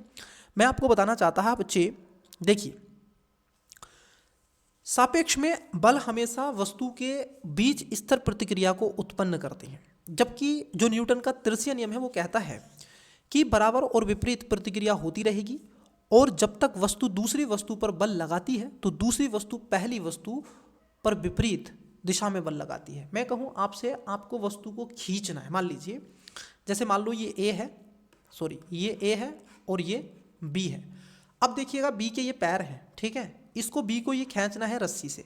अब आप रस्सी से खींचोगे तो देखो बी क्या करेगा, इस तरीके से फोल्ड ले लेगा, इसके पैर ये हो जाएंगे, बी इस तरीके से फोल्ड ले जाएगा, और जब खींचेगा तो इसके विपरीत देखो लगा रहा है कि नहीं, है कि नहीं, और इधर खींच रहा है, देखो इधर खींच रहा है कि नहीं। तो यहां पर जरा देखने के लिए आपको मिलेगा। तो तीसरा भी स्टेटमेंट क्या है, यहां पर गलत हो जाएगा। आप चाहे तो इसको फिजिकल आप करके देख सकते हैं। आप किसी वस्तु को खींचिए, देखिए किधर बल लगाएंगे आप, ठीक है। उसके साथ साथ चौथा स्टेटमेंट आपका सही हो जाएगा। न्यूटन के नियम प्रकाश की गति के निकट गति का वर्णन करने में असफल रहे हैं। इसमें कोई दोराग्रह नहीं है, क्योंकि ये असफल ही रहे हैं। संप्रेक्षवादी यांत्रिकी विज्ञान की शाखा के रूप में प्रकाश गति c के बराबर वेग में गतिमान वस्तुओं की गति का अध्ययन करती है, और उनकी गतिज ऊर्जा उनके द्रव्यमान m और प्रकाश की गति mc² के गुरुत्वाकर्षण के बराबर होती है। तो इसलिए चौथा वाला आपका सही हो जाएगा। दूसरा और चौथा इसमें सही है, पहला और तीसरा गलत है। चलिए अगले क्वेश्चन की तरफ बढ़ते हैं। नेक्स्ट क्वेश्चन लेते हैं। आई होप आपको क्वेश्चन विजिबल हो रहा है। देखिए क्वेश्चन क्या है। क्वेश्चन है आपका, परमाणु के बोहर मॉडल के संदर्भ में निम्नलिखित कथनों में से कौन सा सही है। मतलब कि परमाणु के जो बोहर मॉडल होता है उसके बारे में क्वेश्चन आपसे पूछा जा रहा है प्यारे बच्चे। आइए एक एक करके बात करते हैं। पहला है, इलेक्ट्रॉन नाभिक के चारों ओर निश्चित कक्षा में घूर्णन करते हैं। मतलब कि एक ये वस्तु है, इसके चारों तरफ ऐसे इलेक्ट्रॉन घूम रहे हैं। दूसरे में कह रहे हैं कि प्रत्येक कक्षा एक विशिष्ट ऊर्जा स्तर पर होती है। नीचे दिए कूट का प्रयोग कर सही उत्तर चुनिए। ऑप्शन नंबर ए केवल 1, बी केवल 2, सी 1 और 2 दोनों, डी ना तो 1 ना ही 2। इसका आंसर वो स्टूडेंट्स देगा जिसने भारत का चंद्रयान 3 पढ़ा है, और उसके साथ साथ आप देखोगे एक मिशन है जो भारत ने लैग्रेंज पॉइंट 2 पर भेजा है, ठीक है। उस मिशन का नाम भी बताइएगा। और आपने देखा होगा वो पृथ्वी और सूर्य के बीच में है, और इसीलिए वहां पर उसकी सैटेलाइट जो उपग्रह है वो आराम से घूम रहा है, प्रतिक्रिया कर रहा है। इसका नाम बताइएगा, ठीक है। लैग्रेंज पॉइंट पर भारत का कौन सा मिशन गया है। इट्स क्लियर है नो। मैंने पूरी स्टडी में आपको बता दूंगा कितनी दूर है। आप देखोगे ये लगभग 15 लाख किलोमीटर दूर है, और चंद्रमा की दूरी लगभग 3 लाख किलोमीटर दूर है। मुझे सब चीज़ पता है, बट मुझे जानना है आपसे कि लैग्रेंज पॉइंट पर तो है, लेकिन कौन सा मिशन भेजा है, बताइएगा कमेंट्स बॉक्स में। देखो पहला स्टेटमेंट समझते हैं। इलेक्ट्रॉन नाभिक के चारों ओर निश्चित कक्षा में घूर्णन करते हैं। ये बात सही है कि जैसे मान लीजिए एक ये पिंड है, ठीक है, और इसके चारों तरफ ये क्या करते हैं, क्योंकि इसका अपना गुरुत्वाकर्षण है तो इलेक्ट्रॉन इसके चारों तरफ घूमते रहेंगे। ये बात एकदम सही है। दूसरा भी सही है, प्रत्येक कक्षा एक विशिष्ट ऊर्जा स्तर पर रहती है, क्योंकि इसकी ऊर्जा है, इसकी एनर्जी है, तो ये इसके चारों तरफ मंडरा रहे हैं। तो यहाँ पर क्या है, सी इसका राइट आंसर हो जाएगा। दोनों बातें यहाँ पर ठीक हो जाएंगी। अगला क्वेश्चन की तरफ बढ़ते हैं। क्वेश्चन है आपका 15 नंबर। आइए देखते हैं क्वेश्चन क्या कह रहा है। देखिए, विभव, धारा एवं प्रतिरोध मतलब कि B बराबर आई आर के बीच संबंध की खोज के संदर्भ में निम्नलिखित में से कौन सा वैज्ञानिक रूप से संबंधित है। बड़े अच्छे अच्छे क्वेश्चन है प्यारे बच्चे, आपको एकदम क्लैरिफाई चीज़ें हो जाएंगी इस क्लास के माध्यम से। पहला है आइजैक का नियम, आइजैक जो आपके न्यूटन है उनका है। दूसरा है जेम्स क्लर्क मैक्सवेल। तीसरा है जॉर्ज साइमन ओम। और चौथा है आपका डी माइकल फैराडे। वीडियो को पोस्ट करें, करेक्ट आंसर बताएं कि धारा प्रतिरोध का जो, ठीक है, विभव का जो नियम दिया है वो किसने दिया। हर कोई इसका आंसर बताएगा। आप कहोगे ओम का नियम कहते हैं, जिसको जॉर्ज साइमन ओम का नियम इसके नाम से जाना जाता है। It's clear no. इसमें बताने की तो मुझे लगता है जरूरत है ही नहीं, क्योंकि जब आप पढ़ते हैं चीज़ों को तो आसानी से देखते हैं। जॉर्ज साइमन ओम ने, मैं आपको बता दूं कि एक तरीके से सर्वप्रथम 1827 में जर्मन भौतिकी वैज्ञानिक जॉर्ज साइमन ओम्स ने प्रदर्शित किया था। इसके अनुसंधानों में विद्युत के मौलिक नियम की नींव भी इन्होंने ही रखी थी। ठीक है, तो चलिए अगले क्वेश्चन की तरफ बढ़ते हैं। बाकी का एक्सप्लेनेशन इसमें करना ही नहीं था कुछ, क्योंकि ये बेसिक सा था और इसको रटा आपने बहुत होगा, मुझे एक उम्मीद है, क्योंकि मैंने भी चीज़ें रटी हैं। अभी नहीं, बचपन में जब मैं 10th में था, 9th में था, तब रटी थी, अब नहीं रटता। आइए देखिए, क्वेश्चन नंबर है आपका 16 मतलब कि 16 नंबर। सभी रटते हैं ऐसा नहीं है, क्योंकि स्टूडेंट्स का जीवन है, आज भी रटते हैं।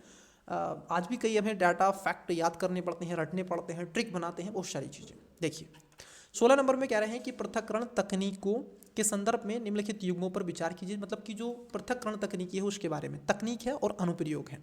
ठीक है, जैसे तकनीक यहाँ पर दे के रखी है और उसके अनुप्रयोग यहाँ पर दे के रखे हैं। आइए एक एक करके बात करते हैं। देखो, पहला निष्पंदन के बारे में आपसे पूछ रहा है, मतलब कि आपका जो निष्पंदन है उसके बारे में आपसे पूछ रहा है। देखो, निष्पंदन समुद्र जल से लवण पृथक करना, क्या इसको निष्पंदन कहते हैं? ये क्वेश्चन पूछा गया, पहले भी एक टेस्ट में हो चुका है, यूपीएससी ने भी एक क्वेश्चन पूछा है इस पर।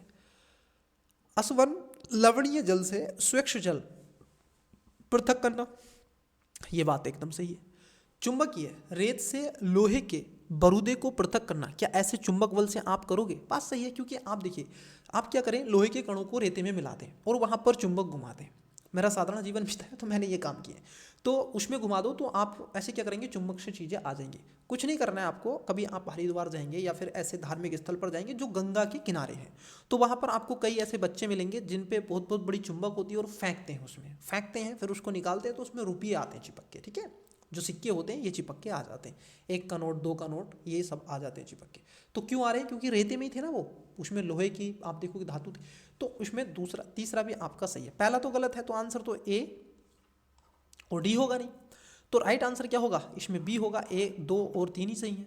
बाष्पीकरण ये गलत है। बाष्पीकरण आप देखोगे अस्वच्छ जल से रेत एकत्रित होना, ये गलत है, क्योंकि जो पहला है, देखो, समुद्री जल में लवण का क्या है, अगर आप देखोगे जब पृथक्करण का प्रयोग खासतौर पर आप करते हैं तो तरल पदार्थों को पृथक करने के लिए किया जाता है। जैसे आप देखोगे जल से रेत को, यह एक सागरीय जल में लवणीय में घुली हुई पदार्थों को पृथक नहीं कर सकता, क्योंकि लवणीय जल के साथ एक सजातीय घोल का मिश्रण बनता है, इसको फिल्टर होकर के गुजरता है। ठीक है, ना कि स्पंदन। ठीक है, तो इसको ध्यान में रखना है। इट्स क्लियर है नो। चलिए अगले क्वेश्चन की तरफ बढ़ते हैं। क्वेश्चन नंबर हम देखते हैं 17 नंबर। आइए देखते हैं क्वेश्चन क्या है। चलिए देखिए, थोड़ा सा मेरे बैक में, क्योंकि मुझे स्टूडेंट्स खुद का सेल्फ भी बहुत अधिक मात्रा में चीज़ें कंटेंट्स तैयार करना होता है, फिर सारी चीज़ें देखनी होती हैं, तो थोड़ा सा लैग कर रहा है, मैं ही लैग कर रहा हूँ। ठीक है, देखिए, लेकिन मैं आपसे एक ही चीज़ का रिक्वेस्ट करूँगा कि आप जितना हो सके वीडियो को लाइक करें, दोस्तों के साथ में शेयर करें, सपोर्ट करें प्यारे बच्चे, क्योंकि आपका सब्सक्रिप्शन, ठीक है, और आपका सपोर्ट ही एजुकेशन बायर, क्योंकि ये आपकी ड्यूटी है, इसको एक आप ड्यूटी समझे। देखिए, मैं आपसे कोई फीस नहीं ले रहा हूँ, कोई रुपये नहीं ले रहा हूँ, लेकिन आपका इतना कर्तव्य जरूर बनता है कि जिस हम चैनल के सदस्य हैं, जिस हम एजुकेशन बायर परिवार के सदस्य हैं, तो हम शेयर कर सकें, कमेंट्स करें, लाइक करें, बताएं कि कंटेंट्स कैसा लग रहा है, कितना आप स्कोर कर पा रहे हैं, कोई समस्या है तो बताएं। ठीक है, मैं आपसे उसको सोल्यूशन करने का प्रयास करूँगा। कई स्टूडेंट्स पूछते हैं कि सर बुक्स कौन सी लें, यहाँ पर लैक हो रहा है, ये चीज़ें थोड़ी सी ऐसे, तो उसमें टेक्निकल टीम को भी बोल के रखा है। फिर नहीं तो मैं जब नाइट में सोने से पहले चीज़ों को देखता हूँ तो वहाँ पर चीज़ें मैं कर ही देता हूँ। ठीक है, उनका सबका आंसर मैं देता हूँ। 17 नंबर देखिए क्या है, न्यायाधीशों की नियुक्ति के संदर्भ में। अब देखो ये क्वेश्चन बड़ा ही अच्छा है, ये खासतौर पर साइंस एंड टेक से था, लेकिन ये पॉलिटी से क्वेश्चन आ गया। अब मुझे लगता है कि इसमें तो किसी को दिक्कत नहीं होगी, और इसका आंसर मुझे आपसे जानना है, क्योंकि मैं यूपीएससी का आप देखोगे कई ये आपसे टेस्ट करवा चुका हूँ। विजन आईएएस के 2 टेस्ट मैंने करवा दिए हैं, विजन आईएएस के 2 टेस्ट पॉलिटी के, और एक दृष्टि आईएएस का 1 टेस्ट पॉलिटी पे करवा दिया है। तो मैंने अब तक 3 टेस्ट करवा दिए, और इस पर बड़े अच्छे से मैंने विस्तार से चर्चा उन टेस्ट में की हुई है। ठीक है, चलिए देखिए इसके बारे में पूछ रहा है। पहला है, प्रथम न्यायाधीश मामले मतलब कि 1981 ने कोलिज्म प्रणाली को जन्म दिया। दूसरा है, संविधान के अनुसार मुख्य न्यायाधीश के अलावा किसी अन्य न्यायाधीश की नियुक्ति के मामले में मुख्य न्यायाधीश से परामर्श करना अनिवार्य है। तीसरा है, सर्वोच्च एवं उच्च न्यायालय के न्यायाधीशों की नियुक्ति राष्ट्रपति द्वारा अपने हस्ताक्षर एवं मोहर सहित वारंट द्वारा की जाती है। निषेध कूट का प्रयोग कर सही उत्तर चुनिए। ऑप्शन नंबर ए केवल 1 और 2, बी 2 और 3, सी केवल 1 और डी 1, 2 और 3 मतलब कि सभी। वीडियो को पोस्ट करें, करेक्ट आंसर बताएं। बड़ा अच्छा क्वेश्चन है, इसमें कोई दो राग रहे तो मुझे लगता है होगी नहीं, आपने थोड़ा बहुत भी रिवाइज किया होगा। तो इसका आंसर क्या करेंगे, क्वेश्चन नंबर 17 का आंसर। ठीक है, आप क्या करेंगे, इसका आंसर मुझे कमेंट्स करेंगे। क्वेश्चन नंबर 17 का आंसर बच्चे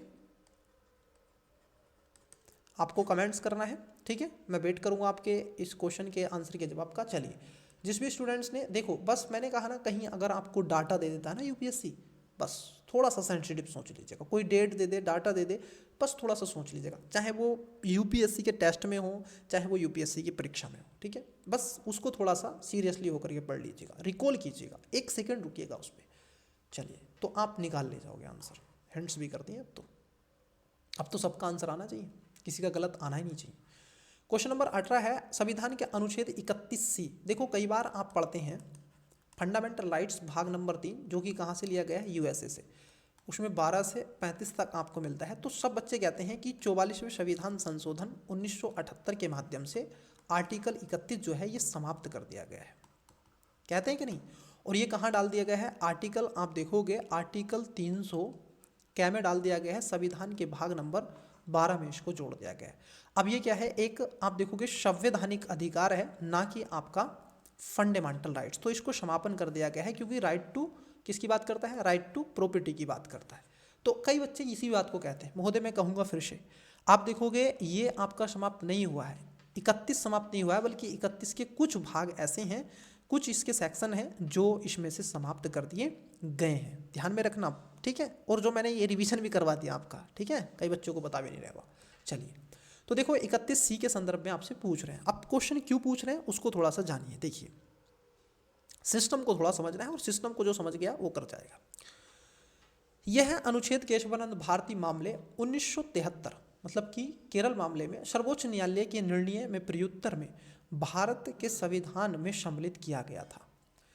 नंबर 2 कह रहा है कि इसने संविधान के अनुच्छेद 14 और 19 पर ऊपर राज्य के नीति निर्देशक सिद्धांतों को प्राथमिकता दी। उपयुक्त कथनों में से कौन सा या से सही है या फिर है, केवल 1, बी केवल 2, सी 1 और 2 दोनों, डी ना तो 1 नहीं 2। देखिए, जो संविधान का अनुच्छेद आपका 31C है, ये क्या कहता है, क्योंकि 31C खासतौर पर क्या है कि ये कई तरीके से निजी स्वामित्व वाली परिसंपत्तियों के अधिग्रहण पर पुनर्वितरण की बात करता है। संविधान का अनुच्छेद आपने 39B पढ़ा है कि नहीं, उसमें भी, और आप देखोगे 39C भी आपने पढ़ा है, तो उसको रेखांकित करता है। और इन दोनों के विवाद पर आप देखोगे आपका 31C है। क्लियर है नहीं? पहली बात तो 31C जो आपका है, इसका परिचय 25वां संविधान संशोधन 1971 में रखा गया था। पहले तो ये ध्यान में रखोगे, ना कि आपका ये 1973 था। ठीक है, तो इसको पहले मानोगे गलत। ठीक है, पहला वाला क्या है, गलत है, क्योंकि आप देखोगे 25वां संविधान संशोधन 1971 के अनुच्छेद 31C को RC कपूर बनाम भारत संघ मामले में बैंक राष्ट्रीयकरण मामला था 1969 का जवाब में पेश किया गया था। तो पहला गलत है। दूसरा क्यों गलत है, अभी आप देखोगे ये चर्चाओं का बिंदु भी बना है। मिनिमम वेज एक केस हुआ था, अगर आपको याद है तो 1980 में मिनिमम वेज एक केस हुआ था। उसमें सर्वोच्च न्यायालय ने खासतौर पर कहा था 42वें संविधान संशोधन 1976 के खंड नंबर 4 और 5 को रद्द कर दिया गया है और जिससे 31C का दायरा सीमित हो जाता है।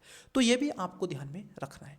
तो यहाँ पर दूसरा भी क्या है आपका गलत है। तो राइट आंसर क्या होना चाहिए, सही पूछा है तो डी इसका राइट आंसर हो जाएगा, मतलब कि ना तो 1 ना ही 2। चलिए अगले क्वेश्चन की तरफ बढ़ते हैं, अगला क्वेश्चन देखते हैं। परंतु उस पर जाने से पहले जो भी इंग्लिश मीडियम वाले स्टूडेंट्स हैं वीडियो को पोस्ट करें, करेक्ट आंसर देखें, ठीक है।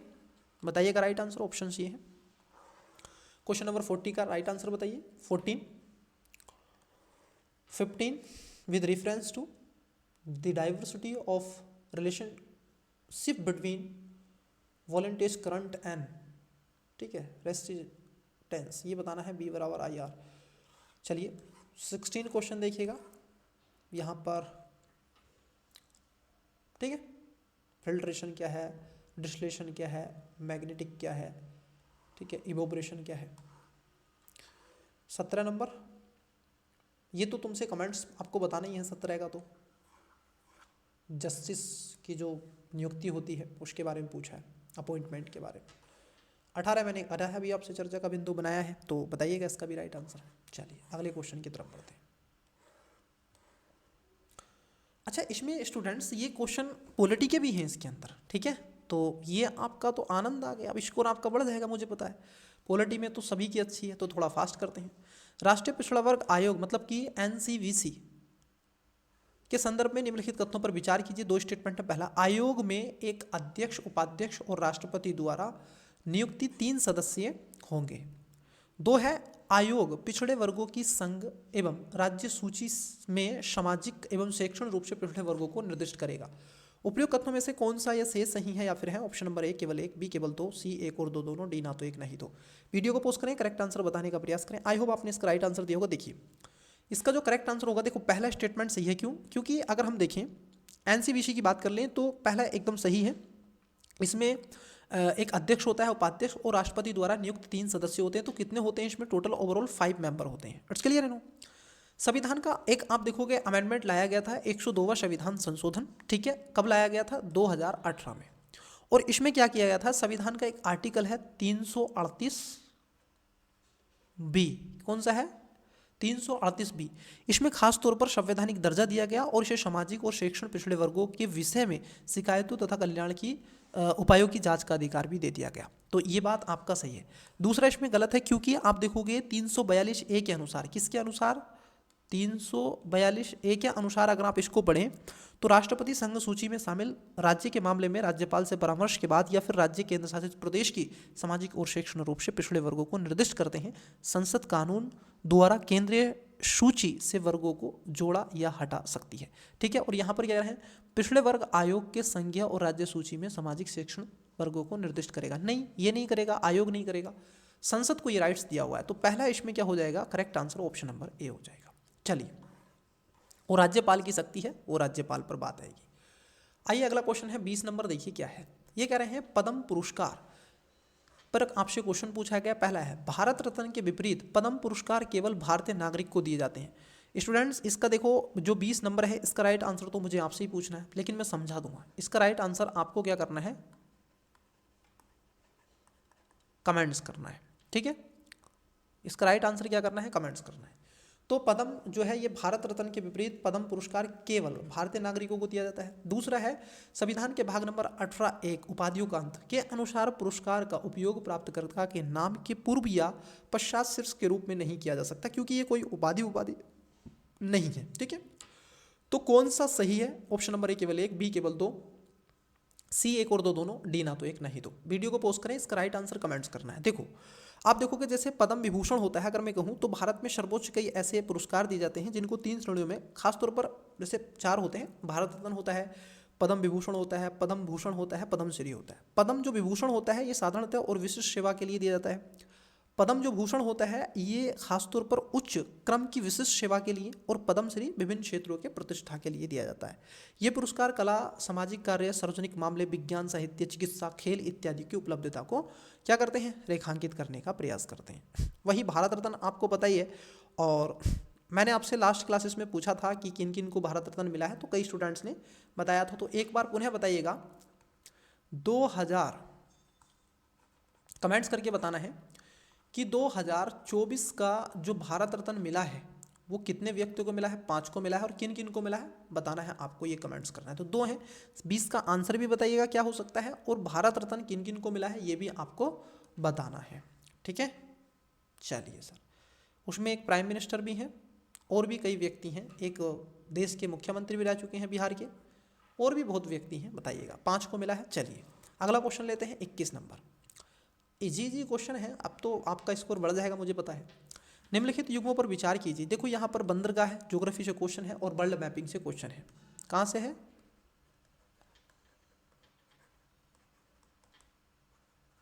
वर्ल्ड मैपिंग से क्वेश्चन है। मैं आपको बताऊंगा कि वर्ल्ड मैपिंग, देखो मैं जो मोस्टली है वर्ल्ड मैपिंग आपको हिंट्स करता चलूंगा। जैसे फिलिस्तीन वाला मुद्दा उसको जरूर पढ़ें, सीरिया का मुद्दा उसको जरूर पढ़ें, यूक्रेन का मुद्दा है उसको जरूर पढ़ें, और उसको मैपिंग भी देखें अच्छे से। ठीक है, तो ऐसे क्वेश्चन आपसे पूछेंगे। अफ्रीका महाद्वीप पूरा इंपोर्टेंट है, ठीक है, उसको आवश्यक रूप से पढ़ें, तो वो बहुत ज़्यादा इंपॉर्टेंट। चलिए पहला है चाबहार बंदरगाह, ईरान का है क्या? ठीक है, हाइफा इराक का, और तीसरे में कह रहे हैं कि पीरियस इटली, और चौथे में कह रहे हैं अस्त्रखान रूस। उपयुक्त में से कितने सही सुमेलित हैं? केवल 1, बी केवल 2, सी केवल 3 और डी सभी 4। तो वीडियो को पोस्ट करें, करेक्ट आंसर बताने का प्रयास करें। आइए एक एक करके बात करेंगे। देखिए चाबहार बंदरगाह की बात कर लें तो दक्षिण पूर्वी ईरान और ओमान की खाड़ी में स्थित एक बंदरगाह है, तो पहला स्टेटमेंट क्या हो जाएगा आपका? सही हो जाएगा। दूसरा है आपका हाइफा। देखो हाइफा जो बंदरगाह है, अगर आप इसकी बात कर लोगे, हाइफा एक तरीके से इजराइल का बंदरगाह है। किसका है? ये आपका इजराइल का बंदरगाह है। ठीक है, किसका है? इजराइल का ये बंदरगाह है, तो इसको ध्यान में रखेंगे। वही आपका है जो आपका, इसको बोलते हैं पीरियस, या फिर इसको पियरस भी बोल सकते हैं। तो ये किसका बंदरगाह है? ग्रीस का है। किसका है? ग्रीस का है, ये इटली का नहीं है, तो दूसरा गलत है, तीसरा गलत है। चौथे की बात कर लें तो अस्त्रखान जो है ये रूस में पड़ने वाला एक बंदरगाह है, ये बात एकदम सही हो जाएगी। ठीक है, ये बात एकदम सही है। ठीक है, ये रूस का एक बड़ा बंदरगाहों में से एक आता है, और ये कैस्पियन सागर के पास अवस्थित है।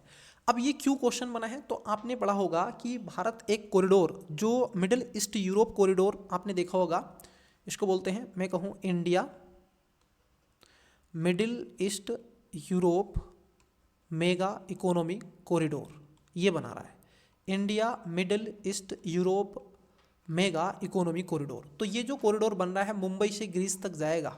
ठीक है, मुंबई से ग्रीस तक जाएगा, कहाँ का? आपका पीरस तक जाएगा, मुंबई के बंदरगाह से। ठीक है, भारत के बंदरगाह से। तो अबू धाबी होता हुआ कई देशों से ये निकलेगा। ठीक है, जिसमें दुबई से, सऊदी अरब से होता हुआ ये चला जाएगा। इसके आगे आपको ये इजराइल से होता चला जाएगा। ठीक है, जो हाफिया बंदरगाह है, और यहाँ पर पेरिस तक जाएगा, फिर यूरोप में ये पहुँच जाएगा। तो इसमें कितने सही हैं? पहला और चौथा सही है, तो 20 का राइट आंसर हो जाएगा। तो मैप से क्वेश्चन है भाई, तैयार रहना चाहिए आपको, मुझे लगता है। अगर आप 2025 में दे रहे हैं तो बिल्कुल एकदम, और नहीं भी दे रहे हैं 26 में दे रहे हैं, तो एकदम आपकी तैयारी उस लेवल की होनी चाहिए। अच्छा बंदरगाह पूछे हैं ये वाली, आपको अंदर से आना चाहिए ना। अच्छा बंदरगाह पूछे हैं। चलिए अगला क्वेश्चन देखते हैं। क्वेश्चन नंबर है आपका 22 नंबर। देखिए क्या है, निम्नलिखित द्विपक्षीय अभ्यासों पर विचार कीजिए। मतलब कि कौन से द्विपक्षीय अभ्यास आपसे पूछा जा रहा है। पहला स्टेटमेंट है गरुण शक्ति, दूसरा है समुद्र शक्ति, तीसरा है मैत्री, और चौथा है आपका संप्रीति। उपयुक्त में से कौन सा यसे द्विपक्षीय अभ्यास भारत द्वारा इंडोनेशिया के सहयोग से आयोजित किया जाता है? 1 और 2, बी 2 और 3, सी 3 और 4, और डी 2 और 4। वीडियो को पोस्ट करें, करेक्ट आंसर बताने का प्रयास करें। आई होप आपने इसका राइट आंसर दिया होगा। चलिए आइए एक एक करके बात करते हैं। देखो भारत और इंडोनेशिया के बीच में जैसे गरुण शक्ति है ये किया जाता है, और समुद्र शक्ति है ये किया जाता है। ठीक है, इसको ध्यान में आपको रखना है। जबकि अगर हम बात कर लें जो आपका स्फीति है, ठीक है, जो आपका स्फीति अभ्यास है, ये जो है ये भारत इंडिया प्लस बांग्लादेश, ठीक है, इसके बीच में आपका किया जाता है। इन सब के अलावा ऐसे और कई अभ्यास हैं जो आपके समय रहते हुए किए जाते हैं। It's clear no. और मैत्री को कमेंट्स करके बताइएगा किसके बीच में है मैत्री। ठीक है, मैत्री, ठीक है, बताइएगा। तो इसमें कितने सही हैं? तो 1 और 2 आपके सही हैं। ठीक है, मैत्री तो जैसे गंगोत्री है, मैत्री है, दक्षिणी गंगोत्री है, तो एक ये अभियान है जो आपका अटलांटिक महासागर में आपको मिलेगा। कहाँ पर मिलेगा? अंटार्कटिका वाले रीजन में। रिसर्च रिव्यू ट्री आपकी है भारत की मैत्री। ठीक है, तो इसको ध्यान में रखना है आपको। दक्षिण गंगोत्री है, मैत्री है, ठीक है, दक्षिण महासागर वाले अंटार्कटिका रीजन में। चलिए अगले क्वेश्चन की तरफ बढ़ते हैं। नेक्स्ट क्वेश्चन लेते हैं। क्वेश्चन है आपका 23 नंबर। आइए, थोड़ा बड़ा क्वेश्चन है और इकोनॉमी से क्वेश्चन है। वाह, इसमें मिक्सर क्वेश्चन आ गए बच्चे, लेकिन इसमें सबका बर्डन। अब आपके टेस्ट का बैलेंस बन गया है।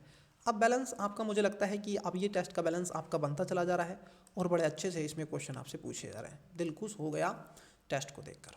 अब आपका फुल रिवाइज हो जाएगा। देखो, अब इकोनॉमी के क्वेश्चन आपको मिलेंगे बच्चे। आइए, क्वेश्चन नंबर 23 है, भारतीय रिजर्व बैंक मतलब कि RBI, reserve Bank of India के संदर्भ में इसकी आय के निम्नलिखित स्रोतों पर विचार कीजिए। मतलब कि जो आरबीआई है उसकी आय कहाँ कहाँ से होती है। 4 स्टेटमेंट है। पहला, सरकारी प्रतिभूतियों और बॉन्ड पर अर्जित ब्याज। दूसरा है विदेशी मुद्रा आरक्षित निधियों का प्रबंधन।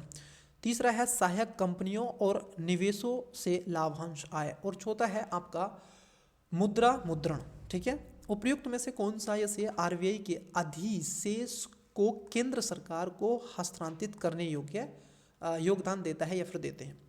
ए 1 और 2, बी 1, 2 और 3, सी 2, 3 और 4, डी 1, 2, 3 और 4। वीडियो को पोस्ट करें, करेक्ट आंसर बताने का प्रयास करें। बहुत ही बढ़िया क्वेश्चन आपसे पूछा जा रहा है। आई होप आपने इसका करेक्ट आंसर दिया होगा। चलिए एक एक करके बात करेंगे। देखो, यहाँ पर अगर देखें मुद्रा का मुद्रण, ठीक है। अब इसको जरा इंग्लिश में देख लेते हैं, मुद्रा का मुद्रण क्या है। ठीक है, मैं पहले इंग्लिश में इस वर्ड को देख लेता हूँ ताकि आपको अच्छे से समझा सके। देखिए, मुद्रा का मुद्रण, ठीक है, ये क्या वर्ड बोले हैं, ये हिंदी में यही तो है, प्रिंटिंग ऑफ करेंसी। मतलब कि जब प्रिंटिंग, देखो अब है ना मुद्रा का मुद्रण, प्रिंटिंग ऑफ करेंसी मतलब कि नोट छापना।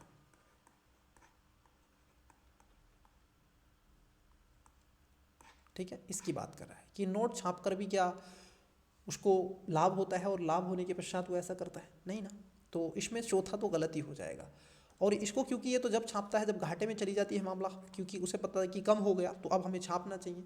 तो यहाँ पर जो 30 चौथा है ये गलत है। ठीक है, मुद्रा का मुद्रण नोट छापना तो भाई तब छापोगे ना जब मान लीजिए आपके यहाँ पर डी इन्फ्लेशन हो जाए, मतलब कि रिसेशन की वो मंदी का दौर आ जाए, मार्केट में पैसे ही ना रहे, तो आपको फिर लाभ कहाँ से होगा। तो इस स्थिति में आप क्या करेंगे, मुद्रा छापेंगे। तो चौथा गलत है, चौथा गलत, तो आंसर सी और आपका क्या होगा, डी नहीं होगा। पहला दूसरा तीसरा इसमें सही है। राइट आंसर इसमें ऑप्शन नंबर क्या हो जाएगा आपका, देखोगे बी हो जाएगा। पहला ठीक है, सरकारी प्रतियों जैसे बॉन्ड पर अर्जित उसको लाभ मिलता है, भारत सरकार से खरीद लेता है। विदेशी जो आरक्षित, ठीक है, उसका प्रबंधन करता है। सहायक कंपनियों निवेशों के लाभ मिलता है, अपनी शाखाएं खोलता है। बैंकों को आप देखोगे रेपो दर पर, ब्याज पर, उस पर पैसे होते हैं। तो ये कई चीज़ें आपकी देखने के लिए मिलती है। चलिए अगला क्वेश्चन लेते हैं। क्वेश्चन नंबर है आपका 24। आइए क्वेश्चन को देखिए, 24 नंबर क्या है। आई होप आपको क्वेश्चन विजिबल हो रहा है, थोड़ा बड़ा क्वेश्चन कर दिए हैं। देखिए 24 नंबर, ये कह रहे हैं 24 नंबर में कि निम्नलिखित में से कौन से देश विश्व को कोको के शीर्ष उत्पाद हैं। कोको जानते हो, कॉफ़ी की बात कर रहा है। ठीक है, किसकी बात कर रहा है, कॉफ़ी की यहाँ पर बात की जा रही है। ऑप्शन नंबर ए है, ये है आपके कह रहे हैं कोटो डी आइवर। बी में कह रहे हैं कैमरून और ब्राज़ील। सी नाइजर और इक्वाडोर। डी इंडोनेशिया और घाना। देखो, जिसको वर्ल्ड मैपिंग में, फिर से बोल रहा हूँ, जिसने वर्ल्ड मैपिंग अगर की है तो वो बच्चा आसानी से इस आंसर दे देगा। मैं गारंटी ले रहा हूँ इस बात की, क्योंकि उसके दिमाग में फटाक से क्लिक्स करेगा। अच्छा, कोको, कॉफ़ी की बात कर रहा है। कोको वृक्षों के संदर्भ में आप देखोगे तो थियोब्रोम्बो कोको के बीज से प्राप्त होता है, जिसमें अमेजन, आप देखोगे वर्षावन एक छोटा सदाबहार वृक्षों का क्षेत्र आपको मिलता है। अमेजन अब तो आपने समझ लिया। तो इसमें कोटे डी आइवरी वाले क्षेत्र से खास तौर पर ये किया जाता है। तो ए इसका राइट आंसर होगा। ठीक है, ये इंडोनेशिया, घाना, कैमरून, ये ब्राज़ील नहीं, इसमें ये कैमरून तो आएगा नहीं। तो यहाँ पर इक्वाडोर भी नहीं आएगा। ये नाइजीरिया, नाइजीरिया कहाँ पहुँचा दी है। देखो, यहाँ पर ब्राज़ील ले लेता और इक्वाडोर ले लेता तो आपको कन्फ्यूज हो जाती, क्योंकि ये अफ्रीका महाद्वीप, सॉरी अमेरिका महाद्वीप में, साउथ अमेरिका में चले जाते। यहाँ पर इंडोनेशिया एशिया से उठा लिए, यहाँ पर घाना अफ्रीका से, ये नाइजीरिया, ये कैमरून अफ्रीका से। लेकिन कोटे डी आइवरी जो है ये एक आइलैंड है महोदय, ये बहुत ही ज़्यादा, क्योंकि यहाँ पर कोको के उत्पादन के लिए जाना जाता है। इसमें आइवरी कोस्ट इसके नाम से जानते हैं। विश्व का सबसे बड़ा उत्पादक है, जो वैश्विक कोको का लगभग 40% योगदान देता है। कितना योगदान देता है बच्चे, ये आपका 40%, मैं अभी रुकिए एक सेकेंड, कितना योगदान देता है, 40% ये योगदान, 40% ये योगदान देता है। ठीक है, और उष्णकटिबंधीय ये वर्षा वाले क्षेत्रों में आपको मिलेगा। इन सब के अलावा अंतर्राष्ट्रीय कोको संगठन ने एक डेटा जारी किया था, तो उसमें घाना कोको बीन जो उत्पादन के मामले में दूसरे स्थान पर रहा। अधिकांश देश पश्चिम अफ्रीका में स्थित हैं जो कि वैश्विक कोको उत्पादक है। तो पश्चिमी अफ्रीका के जितने भी देश हैं, जैसे आप अफ्रीका का ये बना लो, ये बना लेते हैं मैप, और अब आप इसका मैप बना करके इस चीज़ को समझ सकते हैं। ये यहाँ से थोड़ा ऐसे कर लेंगे, ठीक है। तो अब यहाँ पर जो भी है पश्चिमी अफ्रीका, ये वाले जो क्षेत्र में है, ये इनमें कोको का उत्पादन ठीक ठाक होता है, ठीक है। तो ये जो क्षेत्र हैं पश्चिमी अफ्रीका के, इसमें कोको का उत्पादन आपको होता है। चलिए अगले क्वेश्चन की तरफ बढ़ते हैं। क्वेश्चन है आपका 25, और थोड़ा सा हो गया नेट का इशू, ठीक है। चलिएगा, कोई इसमें दिक्कत नहीं है, ये आपका ब्रेक टाइम मान लीजिएगा, या फिर आपको जो भी लगता है वो आप समझ सकते हैं। अगले क्वेश्चन की तरफ बढ़ते हैं। क्वेश्चन है आपका 25, 30 क्वेश्चन देखेंगे। चलिए, भारत की न्यूनतम समर्थन मूल्य प्रणाली सार्वजनिक, मतलब कि एमएसपी के बारे में क्वेश्चन पूछा गया है। एमएसपी, ठीक है, मिनिमम सपोर्ट प्राइस, न्यूनतम समर्थन मूल्य प्रणाली और सार्वजनिक वितरण भंडारण, जिसमें खाद्यान्नों की सरकारी खरीद, भंडारण एवं वितरण शामिल है, को विश्व व्यापार संगठन WTO के नियमों के अंतर्गत किस प्रकार के व्यापार विकृति सब्सिडी के रूप में आप देखोगे वर्गीकृत किया गया है। यूपीएससी ने 2016 में ये क्वेश्चन पूछा था, और इसकी संभावना है, क्योंकि अभी अबू धाबी में क्या हुआ था, इसकी सबमिट हुई थी, ठीक है, WTO की, तो यहाँ से क्वेश्चन आने की संभावना मुझे लग रही है। तो ऑप्शन नंबर है blue box, B green box, C amber box, और डी येलो बॉक्स। वीडियो को पोस्ट करें, करेक्ट आंसर बताने का प्रयास करें। देखो, WTO होता है, WTO की, ठीक है, एक संस्था है। तो इसमें 3 आपको मिलते हैं खासतौर पर, एक होता है ग्रीन बॉक्स, एक होता है अंबर बॉक्स, एक होता है आपका ब्लू बॉक्स, ये होते हैं। तो सब्सिडी का जो मुद्दा खासतौर पर मिलता है, बताइएगा राइट आंसर इसका क्या हो जाएगा। ये पूछा गया है 2016 में, यूपीएससी ने पूछा, उठा लीजिएगा क्वेश्चन इकोनॉमी का, आपको मिल जाएगा, ठीक है। एमएसपी वाले को उठाइएगा, वहां से क्वेश्चन मिल जाएगा। तो देखो, इसका जो राइट आंसर होगा सी, इसका करेक्ट आंसर हो जाएगा। ऐसी स्थिति में है क्या, देखो कई बार क्या होता है, जो डेवलप कंट्री है, ठीक है, उनको क्या है, वो 5% अपना दे सकते हैं। वहीं डेवलपिंग जो कंट्री है, ये क्या कितना करेंगे, ये अधिक से अधिक 10% देंगे, उससे ज़्यादा नहीं देंगे, ठीक है। तो ये मामला लगातार रहता है, क्योंकि अधिक सब्सिडी दोगे तो फिर भाई व्यापार किसका करोगे। आप WTO के सदस्य बन चुके हैं, WTO के मेंबर हैं, तो आप पर तो ये लगेगा ही। फूड एंड और फाओ, ये किसकी संस्था, तो कई चीज़ें यहाँ पर हैं, ठीक है। चलिए, तो आपने रिवाइज तो क्या होगा, तो क्या होगा, अंबर बॉक्स। चलिए अगला क्वेश्चन देखते हैं। इजी है, इसमें कोई ऐसा कुछ था नहीं कि समझाएं आपको बहुत ज़्यादा डेप्थ में जाके, ठीक है। वो सारी चीज़ें तो इकोनॉमिक क्लास में होती हैं, ये अपेक्षाएं भी नहीं कर सकते हैं कि बहुत डेप्थ में यही क्लास में चले जाएं। आइए 26 नंबर देखिए, भारतीय खाद्य सुरक्षा मानक प्राधिकरण, मतलब कि फसाई के संदर्भ में निम्नलिखित कथनों पर विचार कीजिए। कभी भी देखिए स्वीट्स की, आप बहुत जल्दी से आप स्वीट्स की बात कर लें। जब आप स्वीट्स की दुकान पर जाते हैं, शॉप पर जाते हैं, कोई मीठा आप खाते हैं, तो प्यारे बच्चे इस चीज़ को जरूर देखिएगा। अगर फसाई, वहाँ पर फसाई का उस पर लोगो है, उसको पेपर मिला हुआ है, स्लिप है उसके पास में, क्योंकि हर एक शॉप वाला, रेस्टोरेंट वाला, होटल वाला इसको लगा के रखता है, अगर होता है तो, क्योंकि टैक्स भरता है। और फसाई उसके कंडीशन जो होती है उसमें चेक करता है कि आप कभी ऐसा तो नहीं कि जहर बना रहे हैं कभी, ठीक है, कभी अपने फ़ायदे के चक्कर में जो कस्टमर हैं, जो समाज के व्यक्ति हैं, जनता है, उसको आप ऐसा विष खिला रहे हैं कि भविष्य में आकर के उसको क्या है, नुकसानदायक बने। तो इसका मानक होता है अपना, ठीक है, उसके तहत ये काम करता है। अगर इसके मानकों को जो, ठीक है, फिलफिल करता है तो उसको ये सर्टिफिकेट दे देता है। पहला है कि FSSAI फसाई स्वास्थ्य एवं परिवार कल्याण मंत्रालय के अंतर्गत स्वायत्त निकाय है, जो भारत में खाद्य संरक्षण मानकों को निर्धारित और लागू करने के लिए जिम्मेदार है। दूसरा है, फसाई को आयातित खाद्यान्न उत्पादों के संरक्षण और गुणवत्ता को विनियमित करने का अधिकार नहीं है, ठीक है, ये आपका गलत हो जाएगा। पहला इसमें सही है, ये इस पर भी काम करता है, उस पर भी, क्योंकि ये तभी लाएगा। अब मान लो ये कह रहे हैं कि विनियमित करने का अधिकार नहीं है उसकी गुणवत्ता। मान लो इंडोनेशिया से कोई माल आया, ठीक है, इंडोनेशिया से गुलाब जामुन आ गई, मान लो ये एक गुलाब जामुन है, ये भारत आई। अब इसकी कंडीशन ऐसी है कि अगर इसको कोई व्यक्ति खाए तो उसे मान लीजिए फीवर आ जाए, या उसे मान लीजिए कफ हो जाए, या उसे मान लीजिए कोई वायरस बीमारी हो जाए, तो ऐसा थोड़ा ही नहीं है कुछ भी आप खा लोगे। तो उसको इसकी ये आप देखोगे, क्योंकि भारत में एक सबसे बड़ी बॉडी है जो खाद्यान्न की वस्तुओं पर निगरानी रखती है। तो दूसरा गलत है, पहला सही है। आंसर क्या हो जाएगा? ऑप्शन नंबर ए इसका करेक्ट आंसर हो जाएगा, क्योंकि फसाई स्वास्थ्य एवं परिवार कल्याण मंत्रालय के तहत ये एक स्वास्थ्य निकाय के रूप में आती है।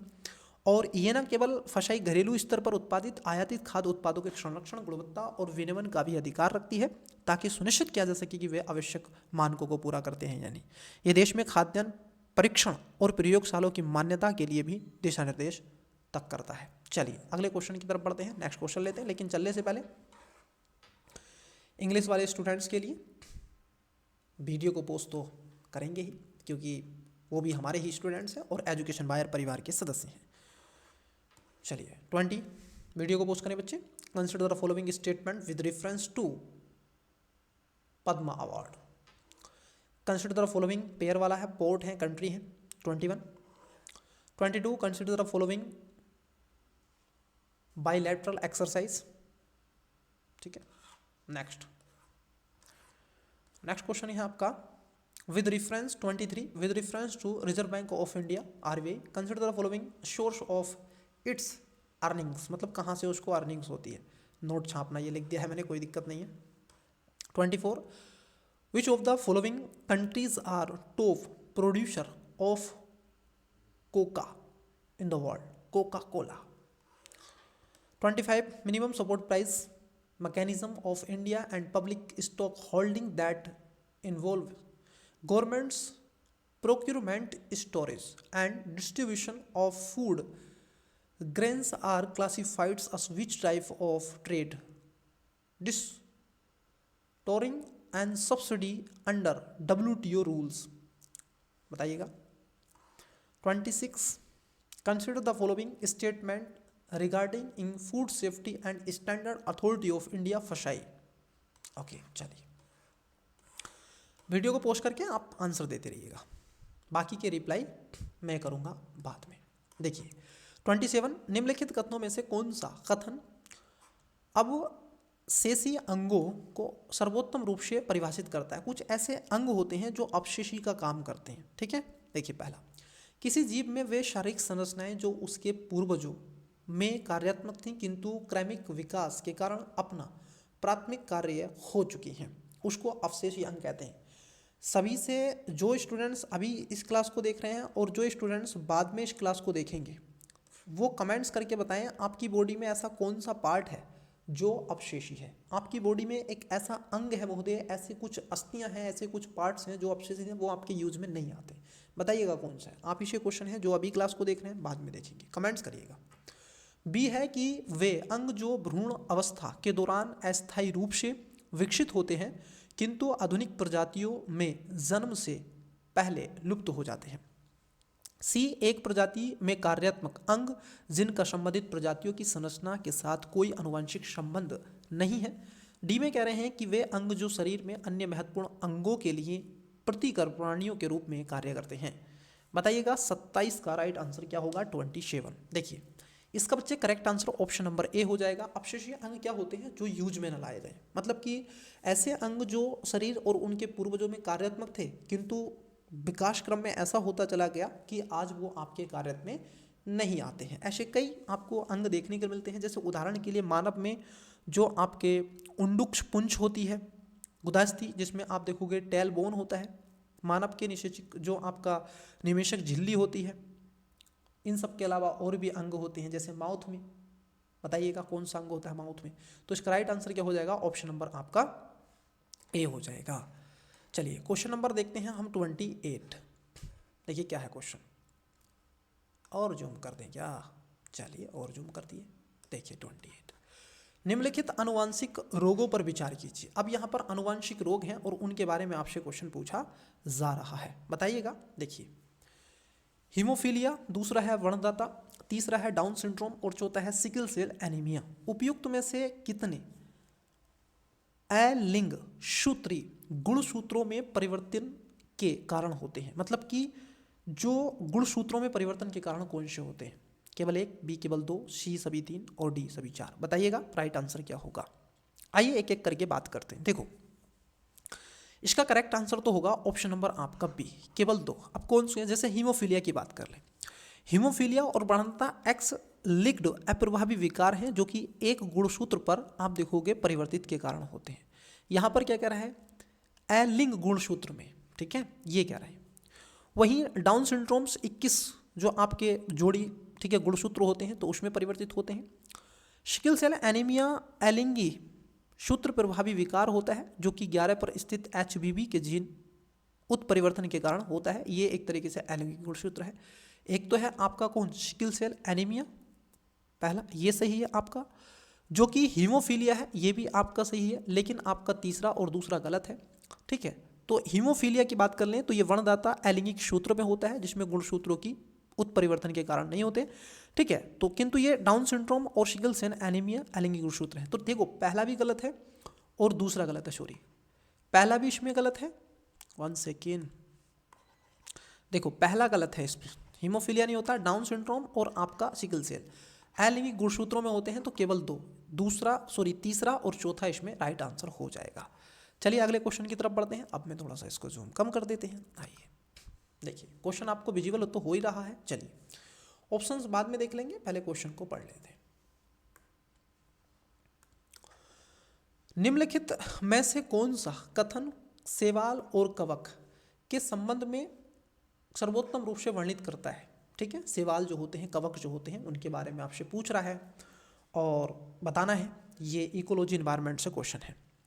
पहला है कि शैवाल और कवक दोनों स्वपोषी जीव हैं जो अपना भोजन स्वयं निर्मित करने के लिए प्रकाश संश्लेषण करते हैं। बताइएगा क्या बात एकदम सही है।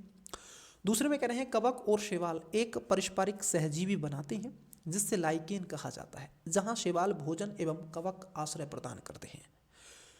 मशरूम व ईस्ट शैवाल हैं जबकि लेमिनेरिया और नोस्टक कवक हैं। अब आपसे पूछा क्या है, नीचे दिए कूट का प्रयोग कर सही उत्तर चुनिए। ऑप्शन नंबर केवल 1, बी केवल 2, सी 2 और 3, डी 1, 2 और 3। चलिए एक एक करके बात करते हैं। देखिए पहले अगर स्टेटमेंट को जाने, पहला स्टेटमेंट क्या है जरा इसको समझना है। पहला स्टेटमेंट ये कह रहे हैं कि शैवाल और कवक दोनों स्वपोषी जीव हैं। ऐसा नहीं है, क्योंकि मैं आपको बता दूं शैवाल और स्वपोषी जीव है और अपना भोजन स्वयं बनाता है, ठीक है। वहीं जो कवक है ये विषमपोषी होता है। ये आप देखोगे पोषण के लिए अन्य जीवों पर निर्भर होते हैं। आपने कोरल पढ़ा है, जब आप कोरल पढ़ोगे तो कोरल जो प्रकाश संश्लेषण करता है तो शैवालों से करता है। शैवाल उसमें प्रकाश संश्लेषण की प्रक्रिया से उसको क्या कर देते हैं, ऊर्जाएं देते हैं, और वो शैवालों को क्या करते हैं, सुरक्षा प्रदान करते हैं, जो कोरल रीफ होता है। ध्यान रखना इस बात को, ठीक है। तो यहां पर पहला वाला गलत है। शैवाल तो स्वपोषी होते हैं परंतु आप देखोगे कवक स्वपोषी नहीं होते हैं। जैसे मशरूम है, खाए हैं मशरूम, मशरूम कैसा होता है, 1 सेकेंड मैं माइंड में रिकॉल कर रहा हूं।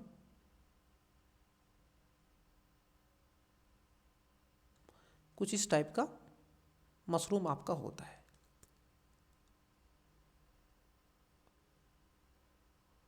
इसकी सब्जी भी बनती है प्यारे बच्चे। ये कवक है, ये कुछ इस तरीके से छाते की तरह मशरूम होता है, ठीक है, ये ऐसे होता है। तो ये गलत है। ये तो प्रकाश संश्लेषण सारी चीज़ें, ये स्वपोषी नहीं होता, ये तो दूसरों पर निर्भर होता है। एक मशरूम इसका कवक का एक उदाहरण है।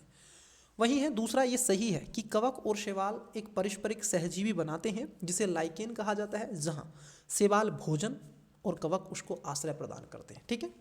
तीसरा गलत है, मशरूम व ईस्ट शैवाल है, नहीं महोदय, जबकि लेमिनेरिया और कवक नष्ट है। ऐसा नहीं है, मैं आपको बता दूं कि मशरूम और ईस्ट कवक हैं, ध्यान रखेंगे, ठीक है। ये क्या है, मशरूम है और आपका ईस्ट है, ये कवक होते हैं। वहीं जो लेमिनेरिया एक प्रकार का शैवाल है और नोस्टक एक साइनोबैक्टीरिया है, ठीक है, ये यहाँ पर रखना है। तो यहाँ पर कौन सा सही है, केवल आप देखोगे दूसरा सही हो जाएगा। कौन सा सही हो जाएगा, केवल दूसरा सही हो जाएगा। तो राइट आंसर बी इसका करेक्ट आंसर हो जाएगा। चलिए अगले क्वेश्चन की तरफ बढ़ते हैं। अगला क्वेश्चन लेते हैं। देखिए क्वेश्चन क्या है। क्वेश्चन है आपका 30 नंबर, मैं इसको रफ कर देता हूं। चलिए पहले क्वेश्चन देख लेते हैं, फिर ऑप्शंस की तरफ बढ़ेंगे। देखिए क्वेश्चन क्या है, जीवाणु के संबंध में निम्नलिखित में से कौन सा कथन सही है। जीवाणु आपने पढ़ा होगा, जीवाणु है, विषाणु होता है, वायरस, जीवाणु, बैक्टीरिया। पहला है कि जीवाणु एक कोशीय जीव हैं जिसमें झिल्ली वृद्ध केंद्र का अभाव होता है। 2, सभी जीवाणु रोगजनक होते हैं और मनुष्यों में रोग उत्पन्न करते हैं। सभी जीवाणु, ऐसा नहीं है, कुछ लाभकारी भी होते हैं भाई, ठीक है, बिल्कुल लाभकारी होते हैं। तीसरा है जीवाणु द्विखंडन नामक प्रक्रिया के माध्यम से जनन करते हैं। चौथे में आपसे कह रहे हैं कुछ जीवाणु नाइट्रोजन को स्थिर करके उसे पौधों के लिए उपलब्ध करा सकते हैं। ये कह रहे हैं नीचे दिए कूट का प्रयोग कर सही उत्तर चुनिए। ऑप्शन नंबर ए केवल 1, 3, 4, बी 1 और 3, डी 2 और 4, डी में कह रहे हैं आपका 1, 2, 3 और 4। तो प्यारे बच्चे आप देखोगे दूसरा इसमें गलत है, तो आंसर आप देखोगे इसका डी नहीं होगा और सी नहीं होगा। अब देखो आपको नहीं भी पता है, बट आपको एक चीज़ पता चल गई है, कुछ, मैंने कहा ना कुछ, ये वर्ड ऐसा है कुछ वाला, तो ये आपका सही हो जाएगा। तो इसमें राइट आंसर क्या होगा? ऑप्शन नंबर ए हो जाएगा। तो प्यारे बच्चे आज के लिए क्या करते हैं, आज के लिए इतना ही रहने देते हैं, ठीक है। तो मिलते हैं अगले किसी पार्ट में, अगले इसके पार्ट में, तब तक के लिए मन लगा के पढ़ते रहिएगा, ठीक है। और वीडियो को लाइक नहीं किया है कर दीजिएगा और रिवाइज करते चलिएगा। मिलता हूँ अगले किसी टॉपिक पे, इसके पार्ट नंबर 2 पे, तब तक के लिए ऑल द बेस्ट, बाय।